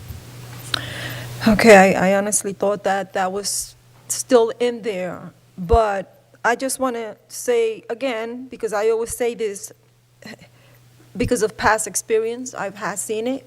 My street is called Waterfall, and at one point it did become a waterfall because somebody put a dumpster on the right-of-way, and that dumpster sank and sank until it broke the main water line on my street. The whole street, the whole circle was shut down. And I know the city paid a lot of money because it even took half of my driveway.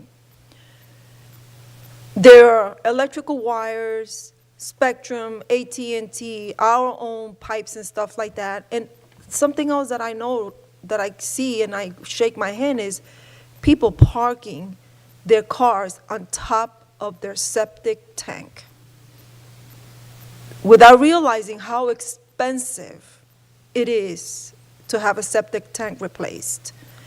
And they have no choices now. That old septic tank breaks, you gotta go with the new, which is triple expense. So these are just things that we're not trying to scare our residents, we're just trying to tell them what can possibly happen, right? If they continue parking on the right-of-ways, parking on top of their septic and stuff like that. We're just trying to be helpful. I know that I also heard from residents saying, thank you so much. It's making our streets look much presentable. I know that there's 2 streets on my neighborhood that I always talk to you about. You go around, it's cleaned up, they wait a few weeks, you go back again. It's like, they count the times that you guys are not around. So I don't know, I don't know what to tell you. I mean, we're trying to make the city of Deltona look presentable. I drive by, I see 3, 4, 5 cars in park of and the garage door is open, and it's all storage in there.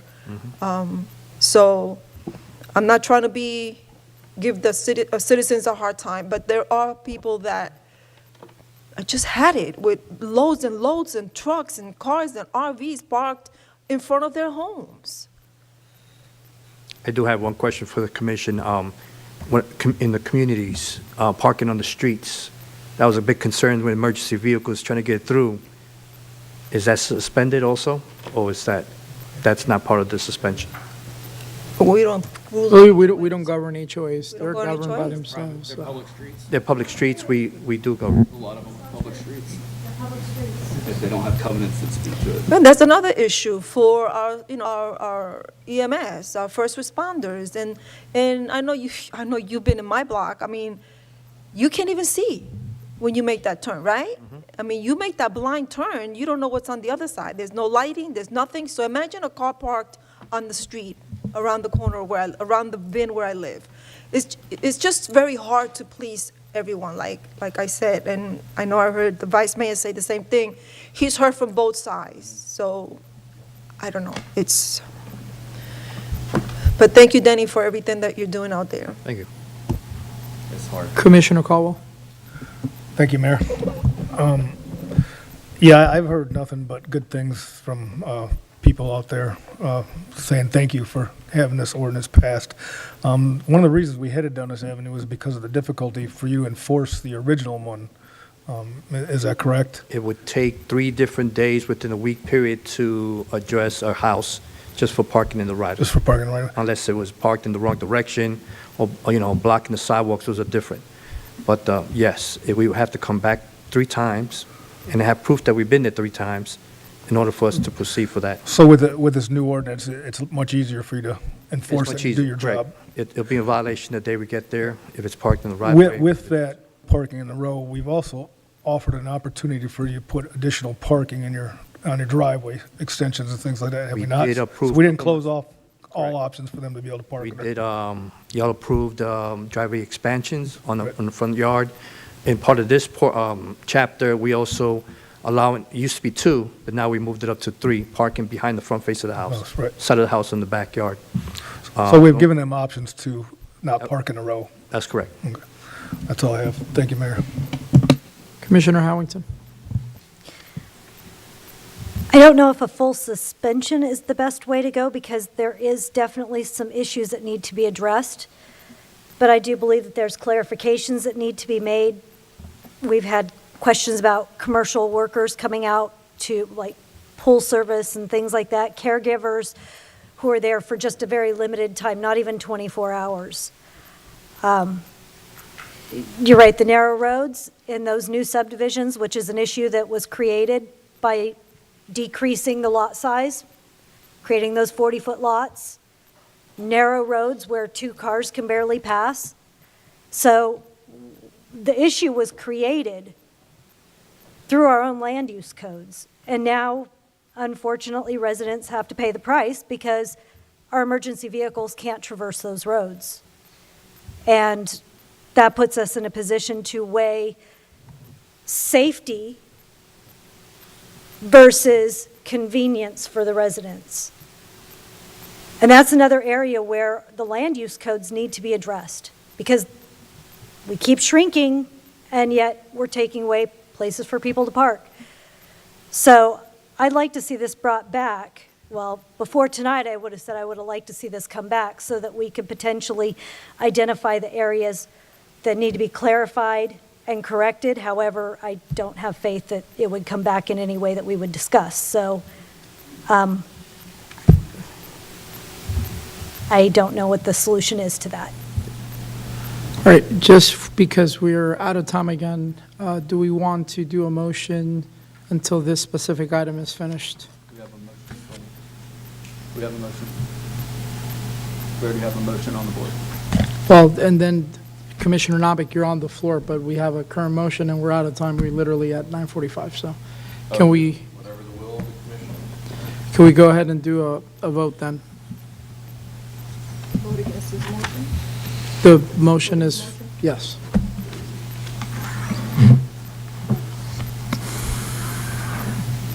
Call the vote, sir. Well, it's already up on our, What's the travel policy?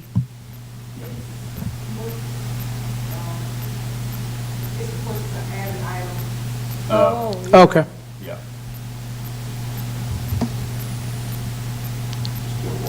Yeah, well, and as a matter of fact, before we finish the vote, we have to listen to public comment. So it's not going to work. We're either going to have to kill it there, or I'm going to, you all are going to have to retract your motion, Commissioner Santiago, and your second, Commissioner Nabik, and we're going to have to extend the meeting until this, it could be extended until this specific item is finished. Yeah, I'll make a motion to. Hold on, hold on. Come on, guys. I'll make a motion to extend the meeting until we Can finish. you this withdraw item. your motion, please, Commissioner Santiago? All right, do you withdraw your second, Commissioner Nabik? Yes. All right, go ahead now, Vice Mayor. I'll make a motion to extend the meeting until this specific item is completed. All right, there's a motion to. Second. There's a second by Commissioner Nabik. Can we do a quick raise of a hand if you are a yes? Yes. If you're a no, raise your hand. Okay, motion passes. All right, go ahead, Commissioner Nabik, you were on the floor, and then before we actually go to a vote, we'll go to public comment. We have to have a motion again. Oh. All right, Commissioner Santiago, you're up.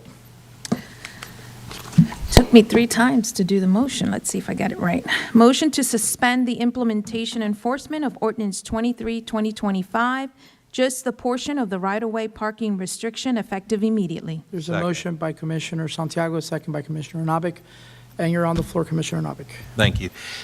Real quick, you know, there's a lot of moving parts to this. You have people that have the need and don't have the ability to create the extended driveway, if you will, and they have a work truck, the husband has a vehicle, the wife has a vehicle, one of their kids has a vehicle, and they only have room to park 2 in the driveway. So you have that issue to deal with. How will we deal with that? The definition of the right-of-way is not just the swale. It also includes the street. So when you say they can't park in the right-of-way, they can't park in the street. The street is part of the right-of-way, okay? So that language needs to be addressed. And since way back in my other life, when I was the fire marshal and we became a city, I've been trying to tell this city to not allow parking of any type of vehicle back behind the face of the house, in between the houses. That's a defensible space. There is a reason they're 7.5 feet from the lot line to the buildable line, creating 15 feet between those structures. When you park a fiberglass boat in between there, or you park a motorhome between there, you now have created a piece of conduit that allows fire to go from one building to that piece of conduit to the next building. And if you don't believe me, get the report on Palm Coast of 1998, when they burned Palm Coast to the ground for the second time and created the FireWise program, which specifically talks to that. So this isn't going to be resolved here tonight. It's a very in-depth conversation that needs to take place with a multitude of professionals, not necessarily with us. We need to absorb and then give direction. But you need some professional traffic engineers to be brought in and give us some good logic as to how to deal with this problem, because ain't nobody up here smart enough to figure it out. That's not our forte, okay? We can give direction after we get some professional folks to come in and give us direction. So, Mayor, let's call the question and go home. All right, public comment first. Yes, sir. Matthew Borgens.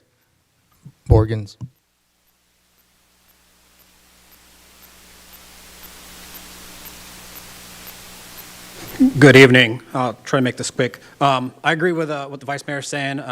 It took 10 minutes for a fire rescue department to get into my residence area to save someone's life. He ended up dying. He was a first responder, and it took 10 minutes to go a 5-minute drive from Tivoli to Saxon by the Walmart. And so it's because I talked to the fire chief, Commissioner Novick knows, they're going around and they can't get around these vehicles. Then the other thing is, if they can't get around them, they're going to knock them over. They're going to push them out the way. So now there's who's going to pay for all the cars that are being destroyed. You know, there's never been parking allowed in these areas. We just streamlined it to help code enforcement. It went through a code process. That's why we had the ordinance review committee coming up. The code, the guys out in the field went through this and approved on it. It's not that it's changing anything. We're just streamlining it to help code enforcement do their job. Trying to go back and mark out how long they've been there. If there's been there, 2 days, 1 day, and then they move 5 feet and it starts over again. This is making it easier for the city to clean up. Everybody wants to clean up the city, but we're not giving them the tools to do it. This is making a safety hazard, and it's, again, we're an aging city. This is going to destroy our infrastructure. So getting them off the right-of-way and out of these areas is there. And it's yes, we allowed the multiple families to go in there, but you have to look at your house and realize, is it going to be big enough or not, and then go from there. Everybody has to play the music. People I've seen on Facebook, they don't want to play the musical cars. I'm sorry, that's something you have to do when you start allowing your kids to grow up. That's part of being a responsible adult. But when EMS and fire rescue can't get to somebody's house and it burns down or somebody dies, I don't think that's acceptable for anybody. One life is not enough for saying it's okay to park on there. Or I've heard it when it first came up. I have parties. I'm sorry, a party. Code enforcement already says we can see those instances and we can make a judgment call. That's why they're in their position to make those judgment calls. It doesn't say they have to give it. But the ordinance is there to sit there and put it in place, and then when there's a repeated offender and it's an issue, then they can go for it. But if it goes in there and I can see there's a party, code enforcement is smart enough to know, hey, there's something going on, let's not do it. But again, you're putting these vehicles out there, and some of them, I've seen one that's been there for months, left abandoned, the windows all broken, inviting more crime, inviting the look of the city of Deltona that we don't want here. We want to bring in businesses, but when they drive down Saxon and see nothing but cars parked there, they don't want to come here because it looks terrible. This is something that is allowing the city, the code enforcement, Doc's team to go in there and do their job. Let's give them the tools to do their job. That's why I don't agree with suspending this, and we need to enforce it, because if we don't enforce it, it's never going to change. It's not that the issue is parking in the right-of-way, it's the enforcement part. We have to start enforcing our rules and regulations. The ordinance has never been there. Commissioner Novick, you've been here. It's always been not parking in the right of way. Whether it's 2 days, 48 hours, overnight. The last one said you couldn't park there overnight. So what's the difference? If you can't park there overnight, that means you have to move, and they're not moving. Most of these vehicles are there overnight. You go down Tivoli, they're all there overnight. The last ordinance says you can't park overnight. So they're in violation there. So nothing's going to change. You're still supposed to be violating them, and we're not. We need to start enforcing our ordinances. Again, that's what the ordinance committee was supposed to be doing. We have a lot of people wanting to get on there, and we haven't activated that yet. We need to get that there, so then it's them making a decision and them doing the research, to them to bring it to you. So then it's not here being discussed. Thank you. Thank you, sir.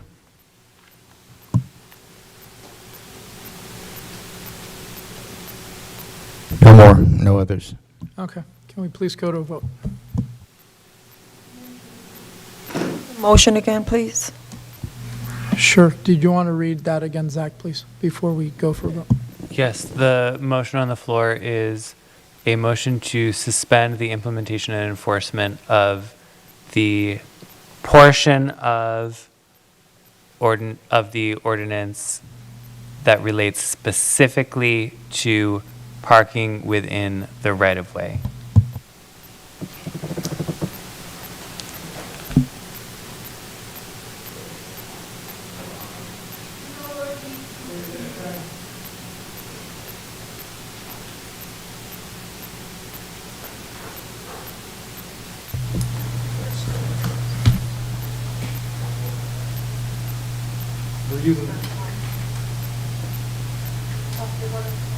Are we using the Granicus? It says traffic policy. It's because this is an added item. Okay, so that's what we're going to use to vote? Yeah. Okay.